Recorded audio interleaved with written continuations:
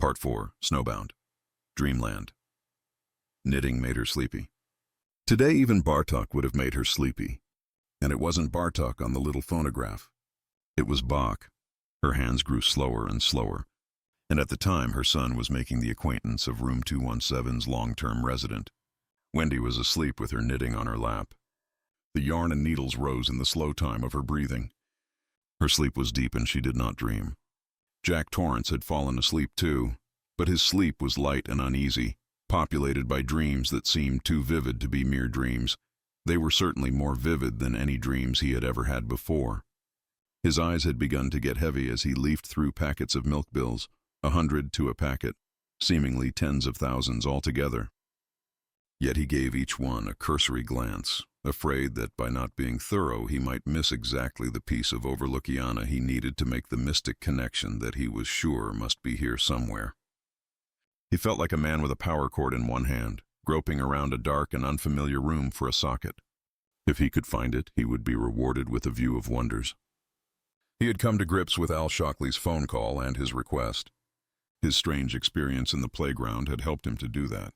That had been too damned close to some kind of breakdown, and he was convinced that it was his mind in revolt against Al's high goddamn-handed request that he chuck his book project. It had maybe been a signal that his own sense of self-respect could only be pushed so far before disintegrating entirely. He would write the book. If it meant the end of his association with Al Shockley, that would have to be. He would write the hotel's biography, write it straight from the shoulder, and the introduction would be his hallucination that the topiary animals had moved. The title would be uninspired but workable, Strange Resort. The story of the Overlook Hotel, straight from the shoulder. Yes, but it would not be written vindictively, in any effort to get back at Al or Stuart Ullman or George Hatfield or his father, miserable, bullying drunk that he had been, or anyone else for that matter. He would write it because the Overlook had enchanted him. Could any other explanation be so simple or so true? He would write it for the reason he felt that all great literature, fiction and non-fiction, was written. Truth comes out. In the end, it always comes out. He would write it because he felt he had to.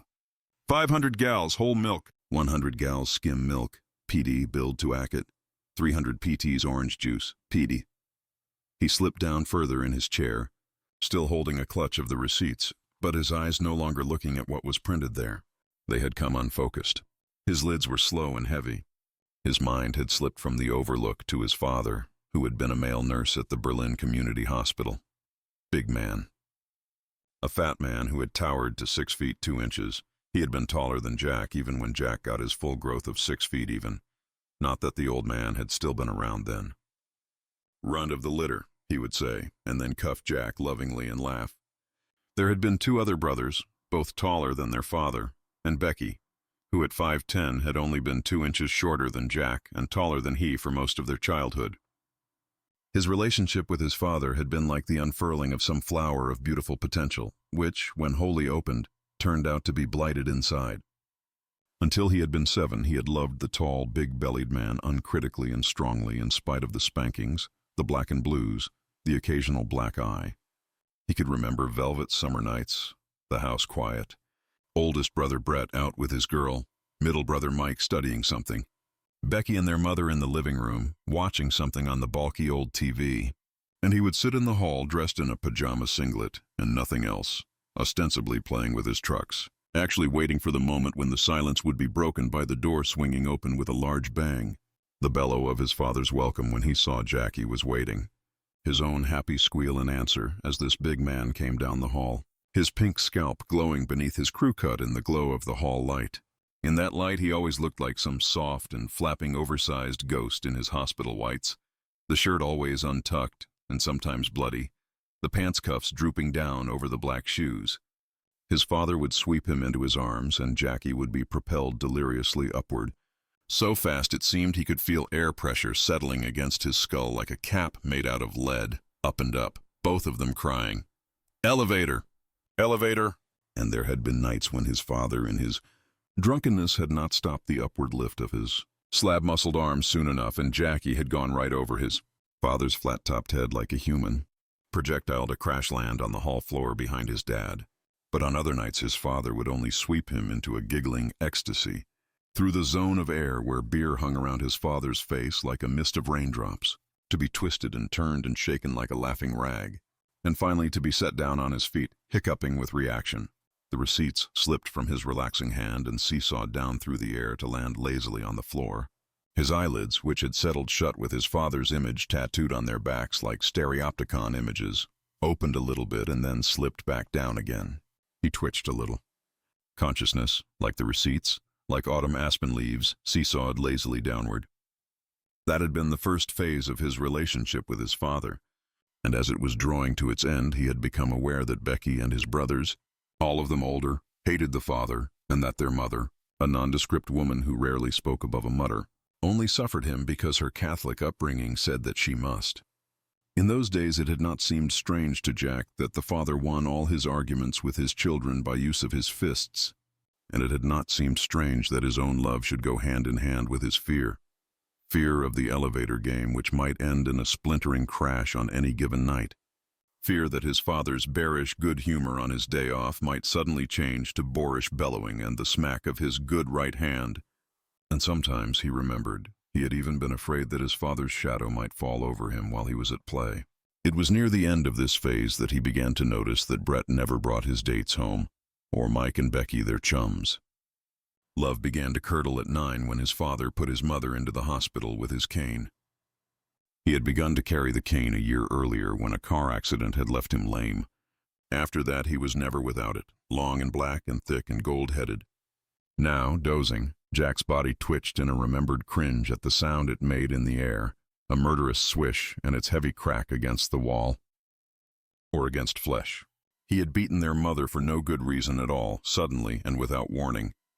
They had been at the supper table. The cane had been standing by his chair. It was a Sunday night, the end of a 3-day weekend for Daddy, a weekend which he had boozed away in his usual inimitable style. Roast chicken, peas, mashed potatoes. Daddy at the head of the table, his plate heaped high, snoozing or nearly snoozing, his mother passing plates. And suddenly Daddy had been wide awake, his eyes set deeply into their fat eye sockets, glittering with a kind of stupid, evil petulance. They flickered from one member of the family to the next, and the vein in the center of his forehead was standing out prominently, always a bad sign. One of his large freckled hands had dropped to the gold knob of his cane, caressing it. He said something about coffee. To this day Jack was sure it had been coffee that his father said. Mama had opened her mouth to answer, and then the cane was whickering through the air, smashing against her face. Blood spurted from her nose. Becky screamed. Mama's spectacles dropped into her gravy. The cane had been drawn back, had come down again, this time on top of her head, splitting the scalp. Mama had dropped to the floor. He had been out of his chair and around to where she lay dazed on the carpet, brandishing the cane, moving with a fat man's grotesque speed and agility, little eyes flashing, jowls quivering as he spoke to her just as he had always spoken to his children during such outbursts. Now, by Christ, I guess you'll take your medicine now. Goddamn puppy. Whelp. Come on and take your medicine. The cane had gone up and down on her 7 more times before Brett and Mike got hold of him, dragged him away, wrestled the cane out of his hand. Jack, little Jackie now, he was little Jackie now, dozing and mumbling on a cobwebby camp chair while the furnace roared into hollow life behind him, knew exactly how many blows it had been because each soft whump against his mother's body had been engraved on his memory like the irrational swipe of a chisel on stone. 7 whumps. No more, no less. He and Becky crying, unbelieving, looking at their mother's spectacles lying in her mashed potatoes, one cracked lens smeared with gravy. Brett shouting at Daddy from the back hall, telling him he'd kill him if he moved. And Daddy saying over and over, "Damn little puppy. Damn little whelp. Give me my cane, you damn little pup. Give it to me." Brett brandishing it hysterically, saying, "Yes, yes, I'll give it to you. Just you move a little bit and I'll give you all you want and 2 extra. I'll give you plenty." Mama getting slowly to her feet, dazed, her face already puffed and swelling like an old tire with too much air in it, bleeding in 4 or 5 different places. And she had said a terrible thing. Perhaps the only thing Mama had ever said which Jackie could recall word for word. "Who's got the newspaper?" "Your daddy wants the funnies." "Is it raining yet?" And then she sank to her knees again, her hair hanging in her puffed and bleeding face. Mike calling the doctor, babbling into the phone. Could he come right away? It was their mother. No. He couldn't say what the trouble was. Not over the phone. Not over a party line, he couldn't. Just come. The doctor came and took Mama away to the hospital where Daddy had worked all of his adult life. Daddy sobered up some, or perhaps only with the stupid cunning of any hard-pressed animal, told the doctor she had fallen downstairs. There was blood on the tablecloth because he had tried to wipe her dear face with it. Had her glasses flown all the way through the living room and into the dining room to land in her mashed potatoes and gravy? The doctor asked with a kind of horrid, grinning sarcasm. Is that what happened, Mark? I have heard of folks who can get a radio station on their gold fillings, and I have seen a man get shot between the eyes and live to tell about it, but that is a new one on me. Daddy had merely shook his head and said he didn't know. They must have fallen off her face when he brought her through the dining room. The 4 children had been stunned to silence by the calm stupendousness of the lie. 4 days later, Brett quit his job in the mill and joined the army. Jack had always felt it was not just the sudden and irrational beating his father had administered at the dinner table, but the fact that, in the hospital, their mother had corroborated their father's story while holding the hand of the parish priest. Revolted, Brett had left them to whatever might come. He had been killed in Dong Ho Province in 1965, the year when Jack Torrance, undergraduate, had joined the active college agitation to end the war. He had waved his brother's bloody shirt at rallies that were increasingly well attended. But it was not Brett's face that hung before his eyes when he spoke. It was the face of his mother. A dazed, uncomprehending face, his mother saying, "Who's got the newspaper?"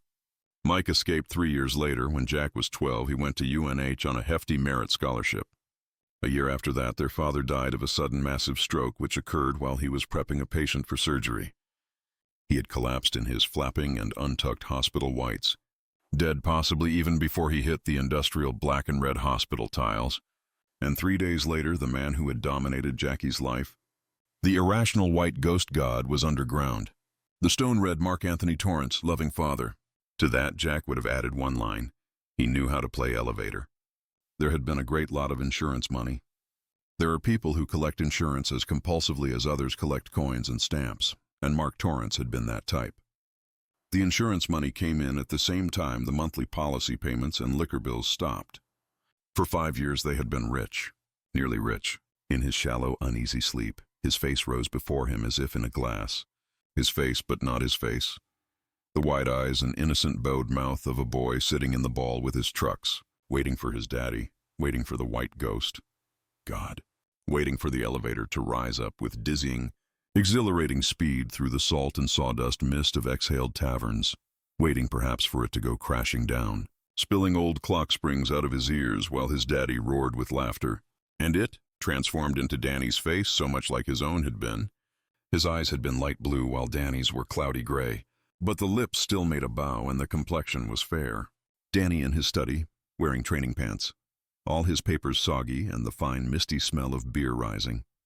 A dreadful batter all in ferment, rising on the wings of yeast, the breath of taverns. Snap of bone, his own voice, mewling drunkenly, "Danny, you okay, Doc? Oh God, your poor sweet arm." And that face transformed into Mama's dazed face, rising up from below the table, punched and bleeding, and Mama was saying, "From your father. I repeat, an enormously important announcement from your father. Please stay tuned or tune immediately to the Happy Jack frequency. Repeat, tune immediately to the happy hour frequency." I repeat, a slow dissolve. Disembodied voices echoing up to him as if along an endless, cloudy hallway. "Things keep getting in the way, dear Tommy. Medoc, are you here? I've been sleepwalking again, my dear. It's the inhuman monsters that I fear." "Excuse me, Mr. Ullman, but isn't this the office with its file cabinets, Ullman's big desk, a blank reservations book for next year already in place, never misses a trick. That Ullman, all the keys hanging neatly on their hooks, except for one." "Which one? Which key?" Passkey. "Who's got the passkey?" "If we went upstairs, perhaps we'd see. And the big two-way radio on its shelf." He snapped it on. CB transmissions coming in short, crackly bursts. He switched the band and dialed across bursts of music, news, a preacher haranguing a softly moaning congregation, a weather report, and another voice which he dialed back to. It was his father's voice. "Kill him. You have to kill him, Jackie, and her too. Because a real artist must suffer. Because each man kills the thing he loves. Because they'll always be conspiring against you, trying to hold you back and drag you down. Right this minute, that boy of yours is in where he shouldn't be. Trespassing, that's what he's doing. He's a goddamn little pup. Cane him for it, Jackie. Cane him within an inch of his life. Have a drink, Jackie, my boy, and we'll play the elevator game. Then I'll go with you while you give him his medicine. I know you can do it, of course you can. You must kill him. You have to kill him, Jackie, and her too. Because a real artist must suffer. Because each man... His father's voice going up higher and higher, becoming something maddening, not human at all. Something squealing and petulant and maddening. The voice of the ghost god, the pig god, coming dead at him out of the radio, and no, he screamed back. You're dead. You're in your grave. You're not in me at all.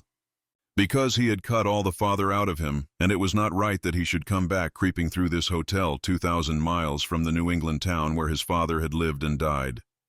He raised the radio up and brought it down, and it smashed on the floor, spilling old clock springs and tubes like the result of some crazy elevator game gone awry, making his father's voice gone, leaving only his voice, Jack's voice, Jackie's voice, chanting in the cold reality of the office. Dead, you're dead, you're dead. And the startled sound of Wendy's feet hitting the floor over his head, and Wendy's startled, frightened voice. Jack? Jack. He stood, blinking down at the shattered radio. Now there was only the snowmobile in the equipment shed to link them to the outside world. He put his hands over his eyes and clutched at his temples. He was getting a headache. Catatonic. Wendy ran down the hall in her stocking feet and ran down the main stairs to the lobby 2 at a time. She didn't look up at the carpeted flight that led to the second floor. But if she had, she would have seen Danny standing at the top of them. Still and silent, his unfocused eyes directed out into indifferent space, his thumb in his mouth, the collar and shoulders of his shirt damp. There were puffy bruises on his neck and just below his chin. Jack's cries had ceased, but that did nothing to ease her fear. Ripped out of her sleep by his voice, raised in that old hectoring pitch she remembered so well, she still felt that she was dreaming, but another part knew she was awake, and that terrified her more. She half expected to burst into the office and find him standing over Danny's sprawled-out body, drunk and confused. She pushed through the door, and Jack was standing there, rubbing at his temples with his fingers. His face was ghost-white. The two-way CB radio lay at his feet in a sprinkling of broken glass. "Wendy?" he asked uncertainly. "Wendy?" The bewilderment seemed to grow, and for a moment she saw his true face, the one he ordinarily kept so well hidden, and it was a face of desperate unhappiness. The face of an animal caught in a snare beyond its ability to decipher and render harmless. Then the muscles began to work, began to writhe under the skin. The mouth began to tremble infirmly, the Adam's apple began to rise and fall. Her own bewilderment and surprise were overlaid by shock. He was going to cry. She had seen him cry before, but never since he stopped drinking. And never in those days unless he was very drunk and pathetically remorseful.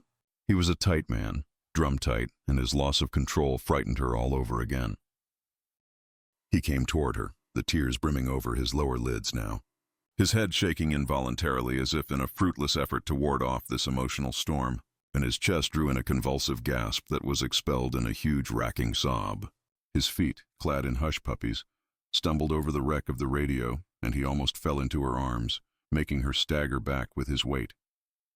His breath blew into her face, and there was no smell of liquor on it. Of course not. There was no liquor up here. "What's wrong?" She held him as best she could. "Jack, what is it?" But he could do nothing at first but sob, clinging to her, almost crushing the wind from her, his head turning on her shoulder in that helpless, shaking, warding-off gesture. His sobs were heavy and fierce. He was shuddering all over, his muscles jerking beneath his plaid shirt and jeans. "Jack, what?" "Tell me what's wrong!" At last the sobs began to change themselves into words, most of them incoherent at first, but coming clearer as his tears began to spend themselves. A dream, I guess it was a dream, but it was so real. It was my mother saying that Daddy was going to be on the radio, and He was telling me to, I don't know, he was yelling at me. And so I broke the radio. To shut him up. He's dead. I don't even want to dream about him. He's dead. My God, Wendy, my God, I never had a nightmare like that. I never want to have another one. Christ, it was awful. You just fell asleep in the office? No, not here. Downstairs?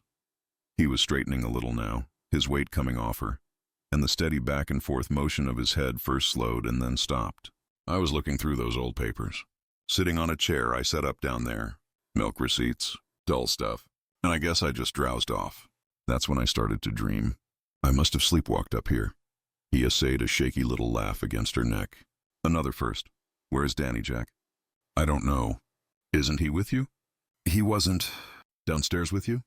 He looked over his shoulder and his face tightened at what he saw on her face. Never going to let me forget that, are you, Wendy?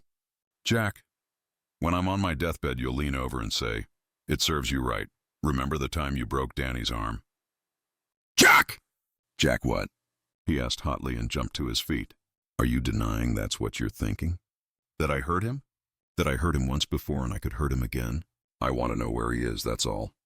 Go ahead, yell your fucking head off. That'll make everything okay, won't it? She turned and walked out the door. He watched her go, frozen for a moment, a blotter covered with fragments of broken glass in one hand. Then he dropped it into the wastebasket, went after her, and caught her by the lobby desk. He put his hands on her shoulders and turned her around. Her face was carefully set. Wendy, I'm sorry. It was the dream. I'm upset. Forgive. Of course, she said, her face not changing expression. Her wooden shoulders slipped out of his hands. She walked to the middle of the lobby and called, "Hey, Doc!" Where are you? Silence came back. She walked toward the double lobby doors, opened one of them, and stepped out onto the path Jack had shoveled. It was more like a trench.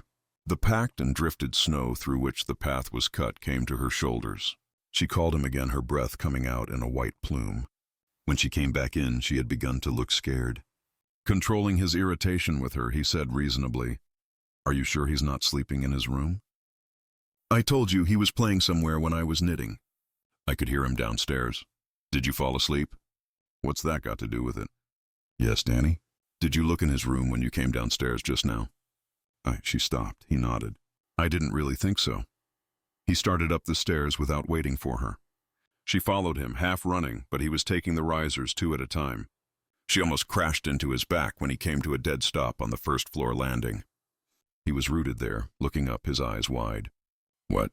She began, and followed his gaze. Danny still stood there, his eyes blank, sucking his thumb. The marks on his throat were cruelly visible in the light of the hall's electric flambeau. Danny! She shrieked. It broke Jack's paralysis, and they rushed up the stairs together to where he stood. Wendy fell on her knees beside him and swept the boy into her arms. Danny came pliantly enough, but he did not hug her back. It was like hugging a padded stick, and the sweet taste of horror flooded her mouth. He only sucked his thumb and stared with indifferent blankness out into the stairwell beyond both of them. Danny, what happened? Jack asked. He put out his hand to touch the puffy side of Danny's neck. Who did this to don't you touch him? Wendy hissed. She clutched Danny in her arms, lifted him, and had retreated halfway down the stairs before Jack could do more than stand up, confused. What? Wendy, what the hell are you Don't you touch him. I'll kill you if you lay your hands on him again. Wendy, you bastard! She turned and ran down the rest of the stairs to the first floor. Danny's head jounced mildly up and down as she ran. His thumb was lodged securely in his mouth. His eyes were soaped windows. She turned right at the foot of the stairs, and Jack heard her feet retreat to the end of it. Their bedroom door slammed. The bolt was run home. The lock turned. Brief silence, then the soft muttered sounds of comforting. He stood for an unknown length of time, literally paralyzed by all that had happened in such a short space of time. His dream was still with him, painting everything a slightly unreal shade. It was as if he had taken a very mild mescaline hit. Had he maybe hurt Danny, as Wendy thought? Tried to strangle his son at his dead father's request? No. He would never hurt Danny. He fell down the stairs, Doctor.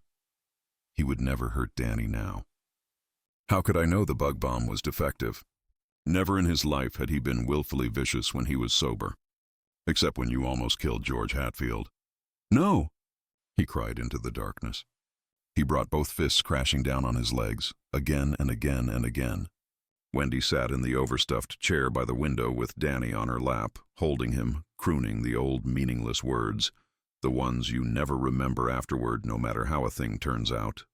He had folded onto her lap with neither protest nor gladness, like a paper cutout of himself, and his eyes didn't even shift toward the door when Jack cried out, "No!" somewhere in the hallway. The confusion had receded a little bit in her mind, but she now discovered something even worse behind it. Panic. Jack had done this. She had no doubt of it. His denials meant nothing to her. She thought it was perfectly possible that Jack had tried to throttle Danny in his sleep, just as he had smashed the CB radio in his sleep. He was having a breakdown of some kind.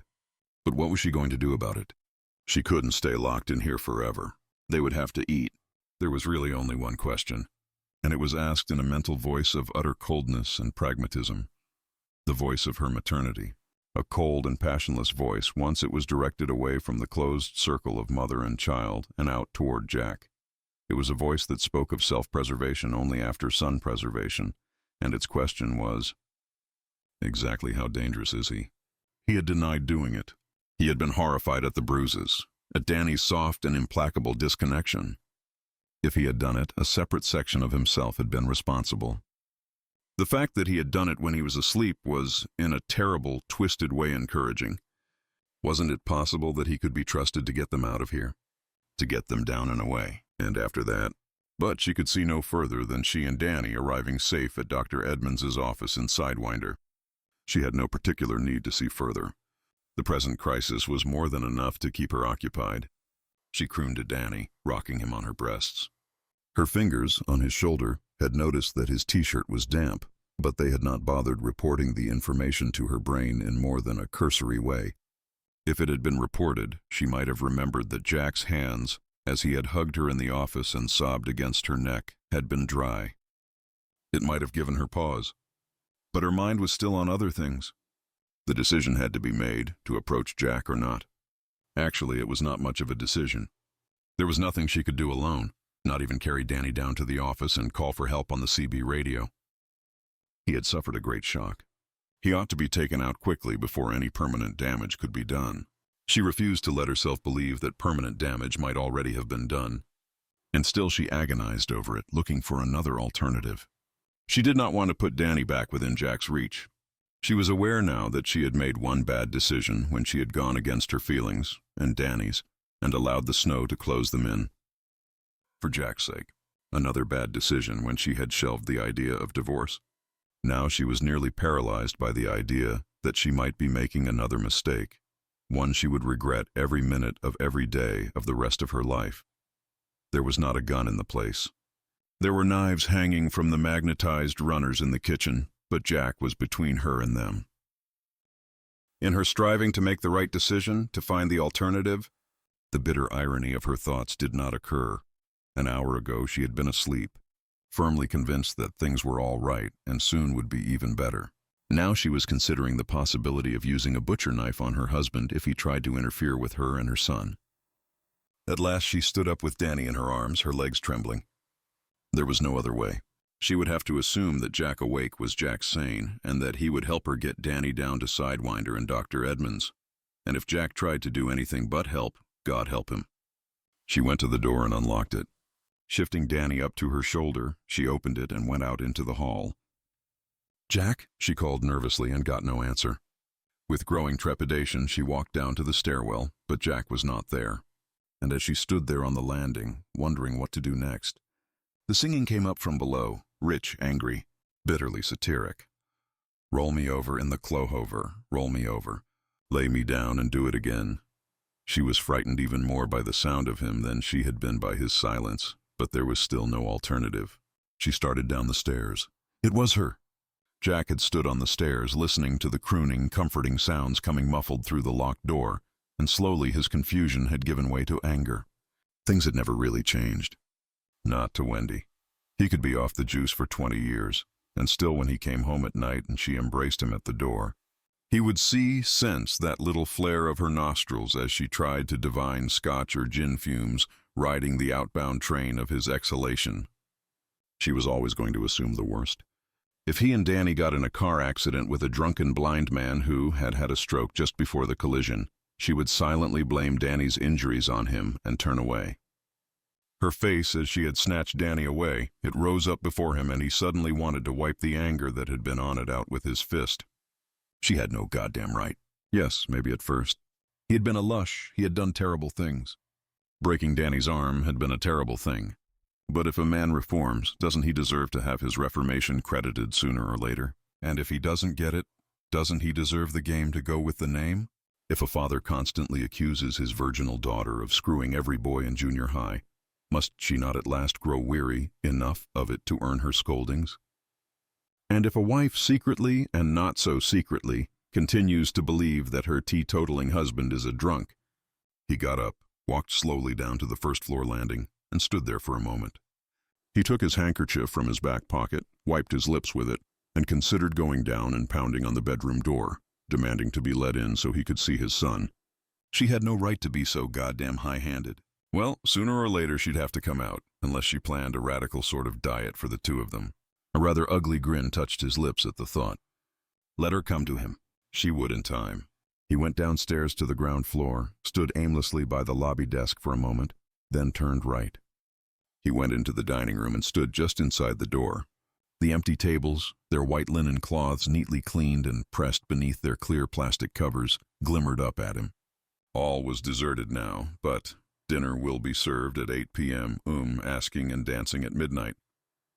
Jack walked among the tables, momentarily forgetting his wife and son upstairs, forgetting the dream, the smashed radio, the bruises. He trailed his fingers over the slick plastic dust covers, trying to imagine how it must have been on that hot August night in 1945. The war won, the future stretching ahead so various and new, like a land of dreams.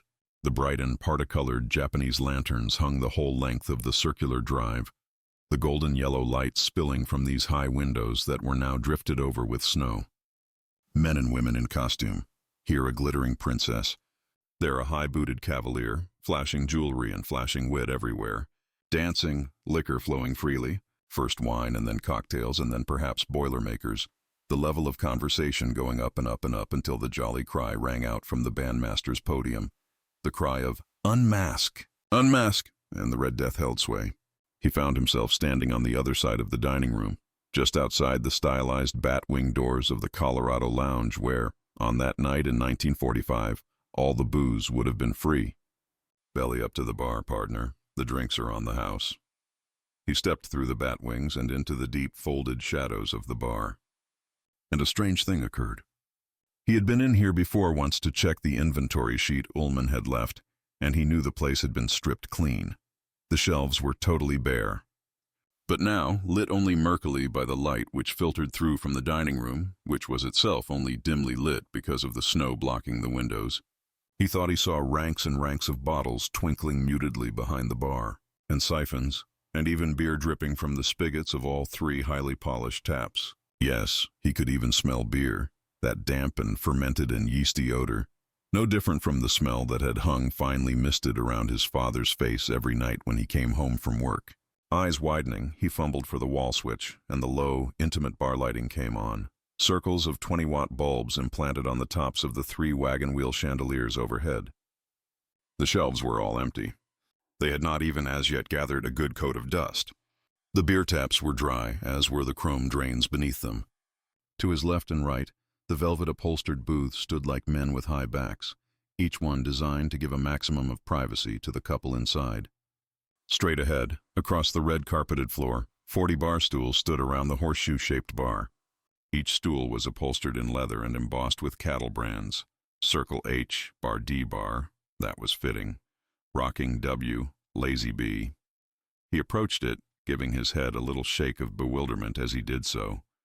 It was like that day on the playground when... But there was no sense in thinking about that. Still, he could have sworn he had seen those bottles. Vaguely, it was true. The way you see the darkened shapes of furniture in a room where the curtains have been drawn. Mild glints on glass. The only thing that remained was that smell of beer, and Jack knew that was a smell that faded into the woodwork of every bar in the world after a certain period of time, not to be eradicated by any cleaner invented. Yet the smell here seemed sharp, almost fresh.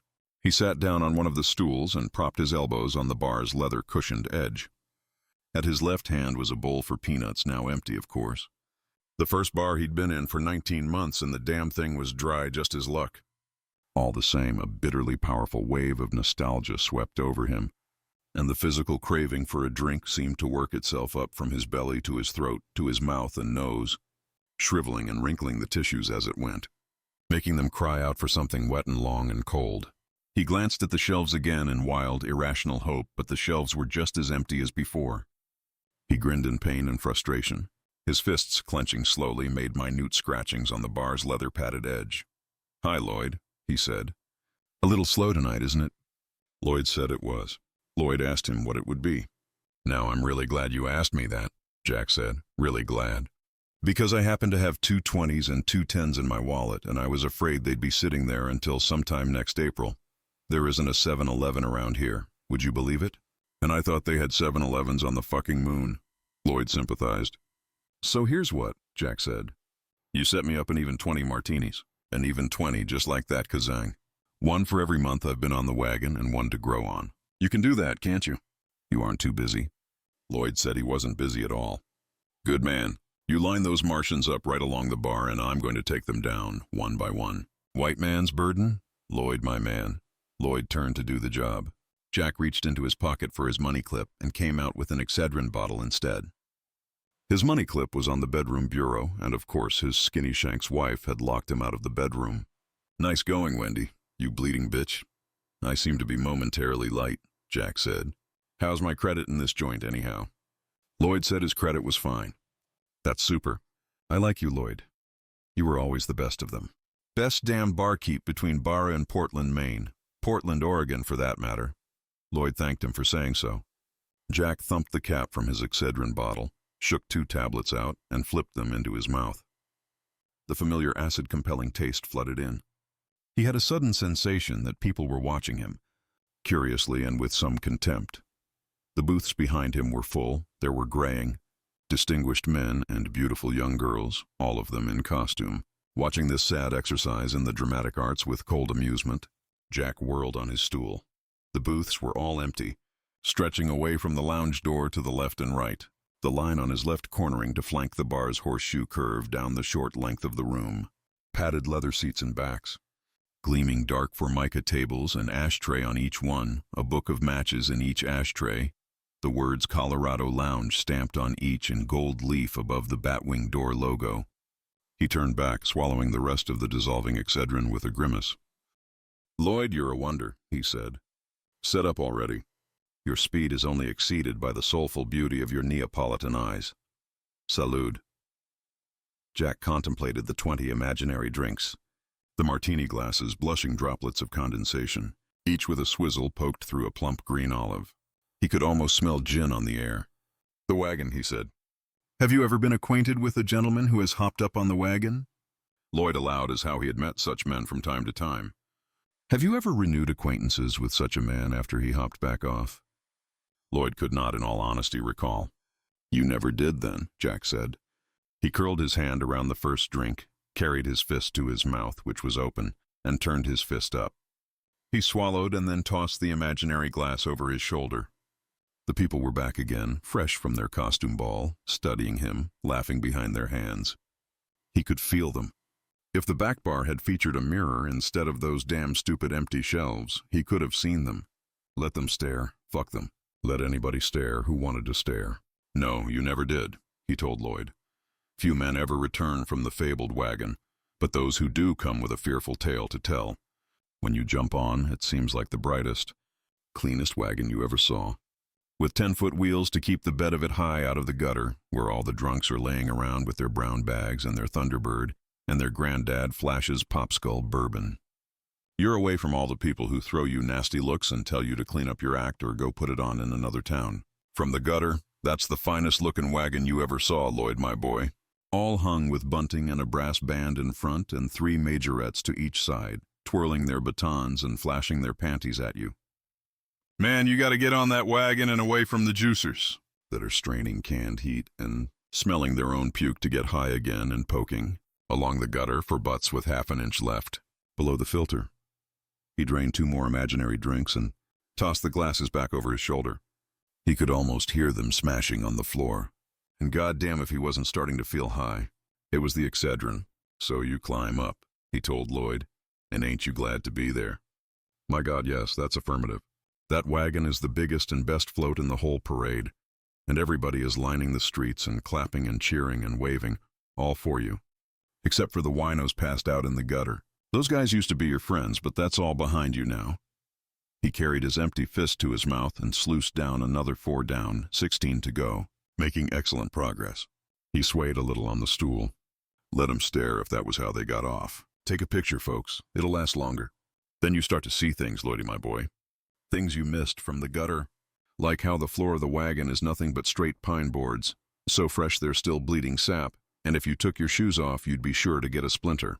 Like how the only furniture in the wagon is these long benches with high backs and no cushions to sit on, and in fact they are nothing but pews with a songbook every 5 feet or so. Like how all the people sitting in the pews on the wagon are these flat-chested albirdos in long dresses with a little lace around the collar, and their hair pulled back into buns until it's so tight you can almost hear it screaming, and every face is fiat and pale and shiny, and they're all singing, "Shall we gather at the river, the beautiful, the river." And up front there's this reeking bitch with blonde hair playing the organ and telling them to sing louder, and somebody slams a songbook into your hands and says, "Sing it out, brother. If you expect to stay on this wagon, you got to sing morning, noon, and night, especially at night." And that's when you realize what the wagon really is, Lloyd. It's a church with bars on the windows, a church for women and a prison for you. He stopped. Lloyd was gone. Worse still, he had never been there. The drinks had never been there.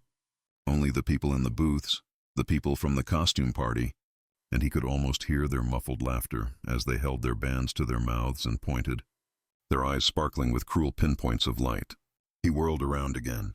"Leave me alone." All the booths were empty. The sound of laughter had died like a stir of autumn leaves. Jack stared at the empty lounge for a tick of time, his eyes wide and dark. A pulse beat noticeably in the center of his forehead. In the very center of him, a cold certainty was forming, and the certainty was that he was losing his mind. He felt an urge to pick up the bar stool next to him, reverse it, and go through the place like an avenging whirlwind. Instead, he whirled back around to the bar and began to bellow, "Roll me over in the clo-hover. Roll me over, lay me down, and do it again." Danny's face rose before him. Not Danny's normal face, lively and alert, the eyes sparkling and open, but the catatonic, zombie-like face of a stranger, the eyes dull and opaque, the mouth pursed babyishly around his thumb. What was he doing? Sitting here and talking to himself like a sulky teenager when his son was upstairs. Someplace, acting like something that belonged in a padded room. Acting the way Wally Hollis said Vic Stenger had been before the men in the white coats had to come and take him away. "But I never put a hand on him." "God damn it, I didn't." "Jack?" The voice was timid, hesitant. He was so startled he almost fell off the stool, whirling it around. Wendy was standing just inside the batwing doors, Danny cradled in her arms like some waxen horror show dummy. The three of them made a tableau that Jack felt very strongly. It was just before the curtain of Act 2 in some old-time temperance play, one so poorly mounted that the prop man had forgotten to stock the shelves of the den of iniquity. "I never touched him," Jack said thickly. "I never have since the night I broke his arm. Not even to spank him. Jack, that doesn't matter now. What matters is, this matters," he shouted. He brought one fist crashing down on the bar, hard enough to make the empty peanut dishes jump. "It matters, goddammit, it matters." "Jack, we have to get him off the mountain." Danny began to stir in her arms. The slack, empty expression on his face had begun to break up like a thick mat of ice over some buried surface.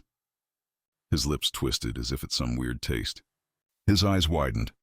His hands came up as if to cover them and then dropped back. Abruptly, he stiffened in her arms. His back arched into a bow, making Wendy stagger, and he suddenly began to shriek, mad sounds that escaped his straining throat in bolt after crazy, echoing bolt. The sound seemed to fill the empty downstairs and come back at them like banshees. There might have been 100 Dannys all screaming at once. "Jack!" she cried in terror. "Oh God, Jack, what's wrong with him?"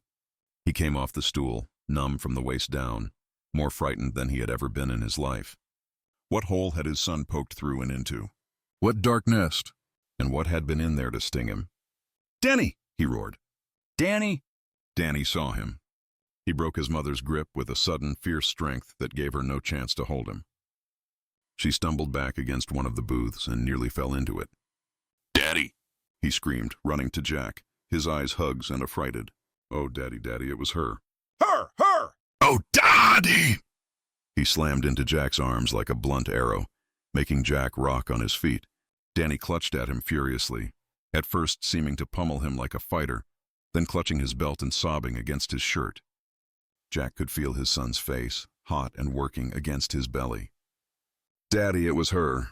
Jack looked slowly up into Wendy's face. His eyes were like small silver coins. "Wendy?" Voice soft, nearly purring. "Wendy, what did you do to him?" Wendy stared back at him in stunned disbelief, her face pallid. She shook her head. "Oh, Jack, you must know." Outside it had begun to snow again. Kitchen talk. Jack carried Danny into the kitchen. The boy was still sobbing wildly, refusing to look up from Jack's chest. In the kitchen, he gave Danny back to Wendy, who still seemed stunned and disbelieving. "Jack, I don't know what he's talking about." "Please, you must believe that." "I do believe it," he said, although he had to admit to himself that it gave him a certain amount of pleasure to see the shoe switch to the other foot with such dazzling, unexpected speed. But his anger at Wendy had been only a passing gut twitch. In his heart, he knew Wendy would pour a can of gasoline over herself and strike a match before harming Danny. The large tea kettle was on the back burner, poking along on low heat. Jack dropped a tea bag into his own large ceramic cup and poured hot water halfway. "Got cooking sherry, don't you?" he asked Wendy. "What?" "Oh, sure. 2 or 3 bottles of it." "Which cupboard?" She pointed, and Jack took one of the bottles down. He poured a hefty dollop into the teacup, put the sherry back, and filled the last quarter of the cup with milk. Then he added 3 tablespoons of sugar and stirred. He brought it to Danny, whose sobs had tapered off to snifflings and hitchings. But he was trembling all over, and his eyes were wide and starry. "Want you to drink this, Doc," Jack said. "It's going to taste frigging awful, but it'll make you feel better." "Can you drink it for your daddy?" Danny nodded that he could and took the cup. He drank a little, grimaced, and looked questioningly at Jack. Jack nodded, and Danny drank again. Wendy felt the familiar twist of jealousy somewhere in her middle, knowing the boy would not have drunk it for her. On the heels of that came an uncomfortable, even startling thought. Had she wanted to think Jack was to blame? Was she that jealous? It was the way her mother would have thought. That was the really horrible thing. She could remember a Sunday when her dad had taken her to the park and she had toppled from the second tier of the jungle gym, cutting both knees. When her father brought her home, her mother had shrieked at him. "What did you do? Why weren't you watching her? What kind of a father are you?" She had hounded him to his grave. By the time he divorced her, it was too late. She had never even given Jack the benefit of the doubt.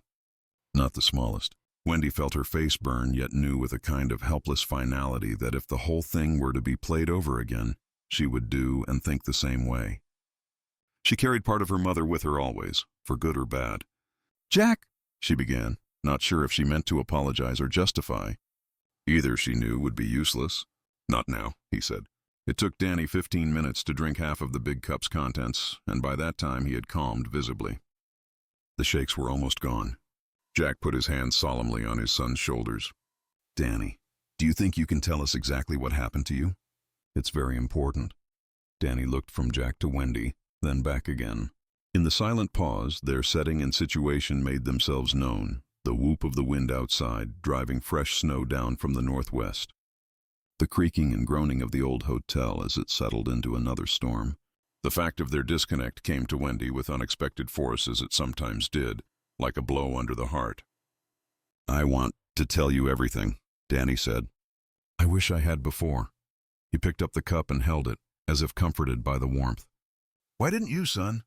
Jack brushed Danny's sweaty, tumbled hair back gently from his brow. "Because Uncle Al got you the job, and I couldn't figure out how it was good for you here and bad for you here at the same time. It was—" He looked at them for help. He did not have the necessary word. "A dilemma?" Wendy asked gently. "When neither choice seems any good?" "Yes, that." He nodded, relieved. Wendy said, "The day that you trimmed the hedges, Danny and I had a talk in the truck. The day the first real snow came. Remember?" Jack nodded. The day he had trimmed the hedges was very clear in his mind. Wendy sighed. "I guess we didn't talk enough." "Did we, Doc?" Danny, the picture of woe, shook his head. "Exactly what did you talk about?" Jack asked. "I'm not sure how much I like my wife and son, discussing how much they love you. Whatever it was, I don't understand it. I feel like I came into a movie just after the intermission." "We were discussing you," Wendy said quietly. And maybe we didn't say it all in words, but we both knew. Me because I'm your wife, and Danny because he just understands things. Jack was silent. Danny said it just right. The place seemed good for you. You were away from all the pressures that made you so unhappy at Stovington. You were your own boss, working with your hands so you could save your brain, all of your brain, for your evening's writing. Then, I don't know just when, the place began to seem bad for you. Spending all that time down in the cellar, sifting through those old papers, all that old history. Talking in your sleep. In my sleep? Jack asked. His face wore a cautious, startled expression. I talk in my sleep? Most of it is slurry. Once I got up to use the bathroom and you were saying, to hell with it. Bring in the slots at least, no one will know. No one will ever know. Another time you woke me right up practically yelling, unmask, unmask, unmask. Jesus Christ, he said, and rubbed a hand over his face. He looked ill. All your old drinking habits too. Chewing Excedrin, wiping your mouth all the time, cranky in the morning.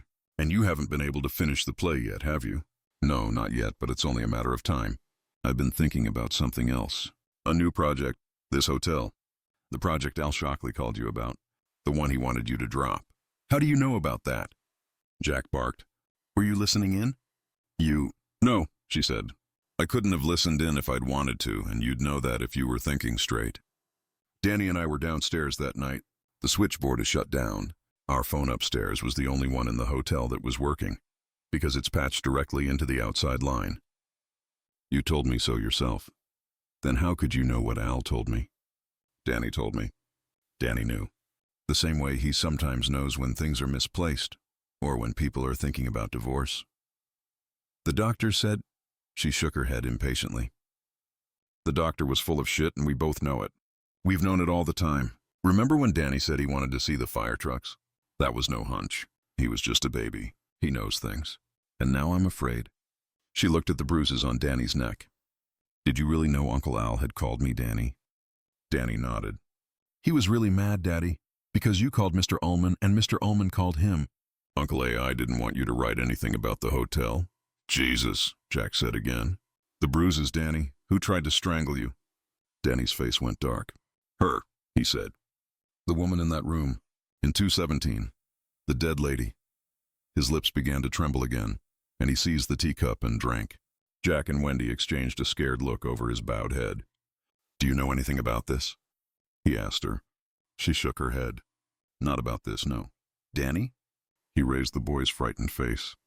Try, son. We're right here. I knew it was bad here, Danny said in a low voice. Ever since we were in Boulder. Because Tony gave me dreams about it. What dreams? I can't remember everything. He showed me the Overlook at night, with a skull and crossbones on the front. And there was pounding. Something, I don't remember what, chasing after me. A monster. Tony showed me about red rum. What's that, Doc? Wendy asked.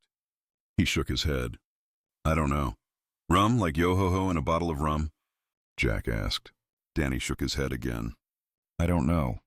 Then we got here and Mr. Halloran talked to me in his car. Because he has the shine too. Shine? It's...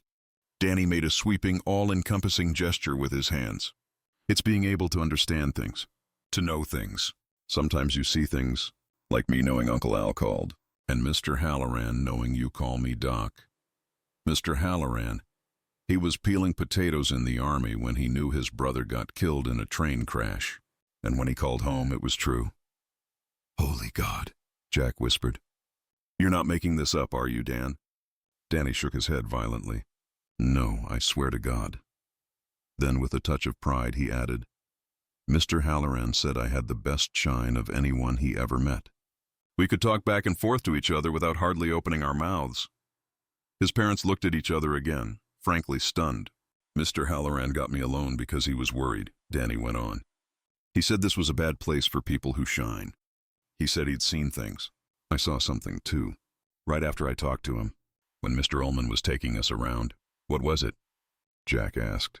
In the presidential suite, on the wall by the door going into the bedroom.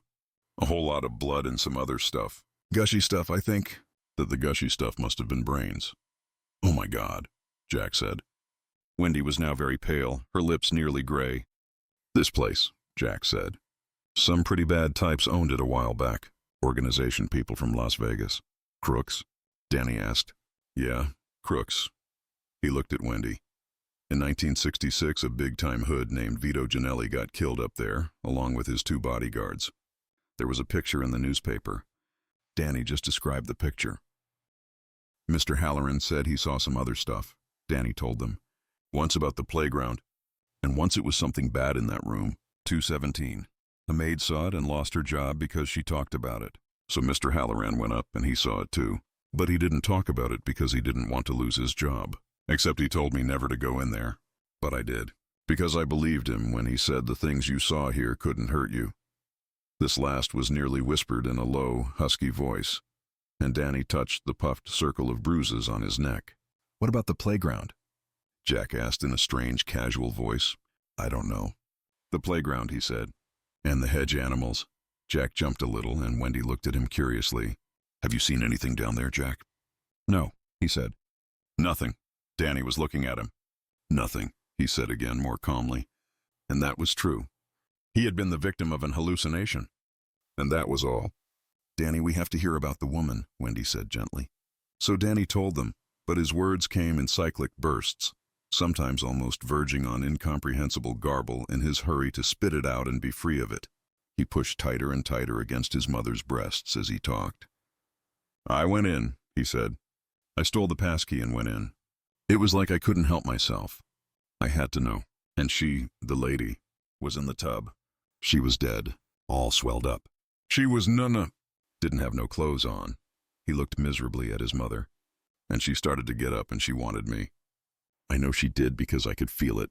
She wasn't even thinking, not the way you and Daddy think. It was black. It was hurt think, like the wasps that night in my room, only wanting to hurt. Like the wasps. He swallowed and there was silence for a moment, all quiet while the image of the wasps sank into them. So I ran, Danny said. I ran, but the door was closed. I left it open, but it was closed. I didn't think about just opening it again and running out. I was scared, so I leaned against the door and closed my eyes and thought of how Mr. Halloran said the things here were just like pictures in a book, and if I kept saying to myself, "You're not there, go away, you're not there," she would go away. But it didn't work. His voice began to rise hysterically. She grabbed me, turned me around. I could see her eyes, how her eyes were, and she started to choke me. I could smell her. I could smell how dead she was. Stop now, shh, Wendy said, alarmed. Stop, Danny, it's all right. She was getting ready to go into her croon again. The Wendy Torrance all-purpose croon, pat, pending. Let him finish, Jack said curtly. There isn't any more, Danny said. I passed out, either because she was choking me or just because I was scared. When I came to, I was dreaming you and Mommy were fighting over me, and you wanted to do the bad thing again, Daddy. Then I knew it wasn't a dream at all. And I was awake. And I wet my pants. I wet my pants like a baby. His head fell back against Wendy's sweater and he began to cry with horrible weakness, his hands lying limp and spent in his lap. Jack got up. Take care of him. What are you going to do? Her face was full of dread. I'm going up to that room. What did you think I was going to do? Have coffee? No. Don't, Jack. Please don't. Wendy, if there's someone else in the hotel, we have to know. Don't you dare leave us alone. She shrieked at him. Spittle flew from her lips with the force of her cry. Jack said, Wendy, that's a remarkable imitation of your mom. She burst into tears then, unable to cover her face because Danny was on her lap. I'm sorry, Jack said. But I have to, you know. I'm the goddamn caretaker. It's what I'm paid for. She only cried harder and he left her that way, going out of the kitchen, rubbing his mouth with his handkerchief as the door swung shut behind him. Don't worry, Mommy, Danny said. He'll be all right. He doesn't shine. Nothing here can hurt him. Through her tears, she said, No, I don't believe that. 221 revisited.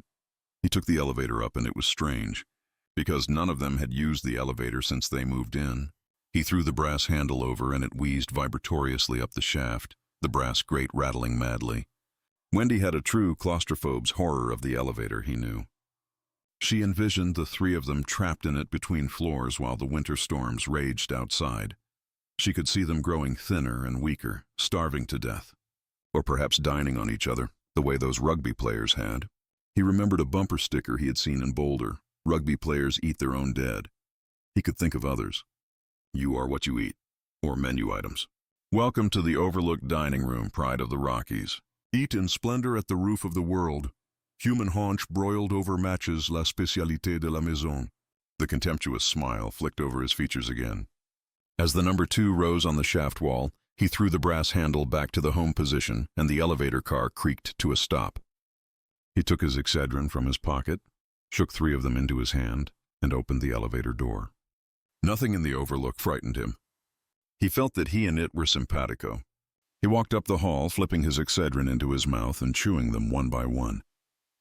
He rounded the corner into the short corridor off the main hall. The door to room 217 was ajar, and the passkey hung from the lock on its white paddle. He frowned, feeling a wave of irritation and even real anger. Whatever had come of it, the boy had been trespassing. He had been told, and told bluntly, that certain areas of the hotel were off limits. The equipment shed, the basement, and all of the guest rooms. He would talk to Danny about that just as soon as the boy was over his fright. He would talk to him reasonably but sternly. There were plenty of fathers who would have done more than just talk. They would have administered a good shaking, and perhaps that was what Danny needed.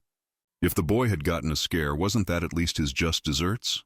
He walked down to the door, removed the passkey, dropped it into his pocket, and stepped inside. The overhead light was on. He glanced at the bed, saw it was not rumpled, and then walked directly across to the bathroom door. A curious certainty had grown in him. Although Watson had mentioned no names or room numbers, Jack felt sure that this was the room the lawyer's wife and her stud had shared. That this was the bathroom where she had been found dead, full of barbiturates and Colorado lounge booze. He pushed the mirror-backed bathroom door open and stepped through. The light in here was off. He turned it on and observed the long Pullman car room. Furnished in the distinctive early 1900s, remodeled in the 20s style that seemed common to all Overlook bathrooms. Except for the ones on the 3rd floor, those were properly Byzantine, as befitted the royalty, politicians, movie stars, and capos who had stayed there over the years. The shower curtain, a pallid pastel pink, was drawn protectively around the long claw-footed tub. Nevertheless, they did move, and for the first time he felt his new sense of sureness, almost cockiness, that had come over him when Danny ran to him shouting. It was her! It was her! Deserting him, a chilled finger pressed gently against the base of his spine, cooling him off 10 degrees. It was joined by others, and they suddenly rippled all the way up his back to his medulla oblongata, playing his spine like a jungle instrument. His anger at Danny evaporated, and as he stepped forward and pushed the shower curtain back, his mouth was dry and he felt only sympathy for his son and terror for himself. The tub was dry and empty. Relief and irritation vented in a sudden "pah" sound that escaped his compressed lips like a very small explosive. The tub had been scrubbed clean at the end of the season. Except for the rust stain under the twin faucets, it sparkled. There was a faint but definable smell of cleanser, the kind that can irritate your nose with the smell of its own righteousness for weeks, even months after it has been used. He bent down and ran his fingertips along the bottom of the tub. Dry as a bone, not even a hint of moisture. The boy had been either hallucinating or outright lying. He felt angry again. That was when the bath mat on the floor caught his attention. He frowned down at it. What was a bath mat doing in here? It should be down in the linen cupboard at the end of the wing, with the rest of the sheets and towels and pillow slips. All the linen was supposed to be there. Not even the beds were really made up in these guest rooms. The mattresses had been zipped into clear plastic and then covered with bedspreads. He supposed Danny might have gone down and gotten it. The passkey would open the linen cupboard, but why? He brushed the tips of his fingers back and forth across it. The bath mat was bone dry. He went back to the bathroom door and stood in it. Everything was all right. The boy had been dreaming. There was not a thing out of place. It was a little puzzling about the bath mat, granted, but the logical explanation was that some chambermaid, hurrying like mad on the last day of the season, had just forgotten to pick it up. Other than that, everything was. His nostrils flared a little. Disinfectant, that self-righteous smell, cleaner than thou. And soap? Surely not, but once the smell had been identified, it was too clear to dismiss. Soap, and not one of those postcard-sized bars of ivory they provide you with in hotels and motels either. This scent was light and perfumed, a lady's soap. It had a pink sort of smell, Camay or Lawila, the brand that Wendy had always used in Stovington. It's nothing. It's your imagination. Yes, like the hedges, nevertheless, they did move. They did not move. He crossed jerkily to the door which gave on the hall, feeling the irregular thump of a headache beginning at his temples. Too much had happened today, too much by far. He wouldn't spank the boy or shake him, just talk to him. But by God, he wasn't going to add room 217 to his problems. Not on the basis of a dry bath mat and a faint smell of Luila soap. There was a sudden rattling metallic sound behind him. It came just as his hand closed around the doorknob, and an observer might have thought the brushed steel of the knob carried an electric charge. He jerked convulsively, eyes widening, other facial features drawing in, grimacing. Then he had control of himself, a little anyway, and he let 90 of the doorknob and turned carefully around. His joints creaked. He began to walk back to the bathroom door, step by leaden step. The shower curtain, which he had pushed back to look into the tub, was now drawn. The metallic rattle, which had sounded to him like a stir of bones in a crypt, had been the curtain rings on the overhead bar. Jack stared at the curtain. His face felt as if it had been heavily waxed, all dead skin on the outside, live, hot rivulets of fear on the inside, the way he had felt on the playground. There was something behind the pink plastic shower curtain. There was something in the tub. He could see it, ill-defined and obscure through the plastic, a nearly amorphous shape. It could have been anything. A trick of the light, the shadow of the shower attachment. A woman, long dead, and reclining in her bath.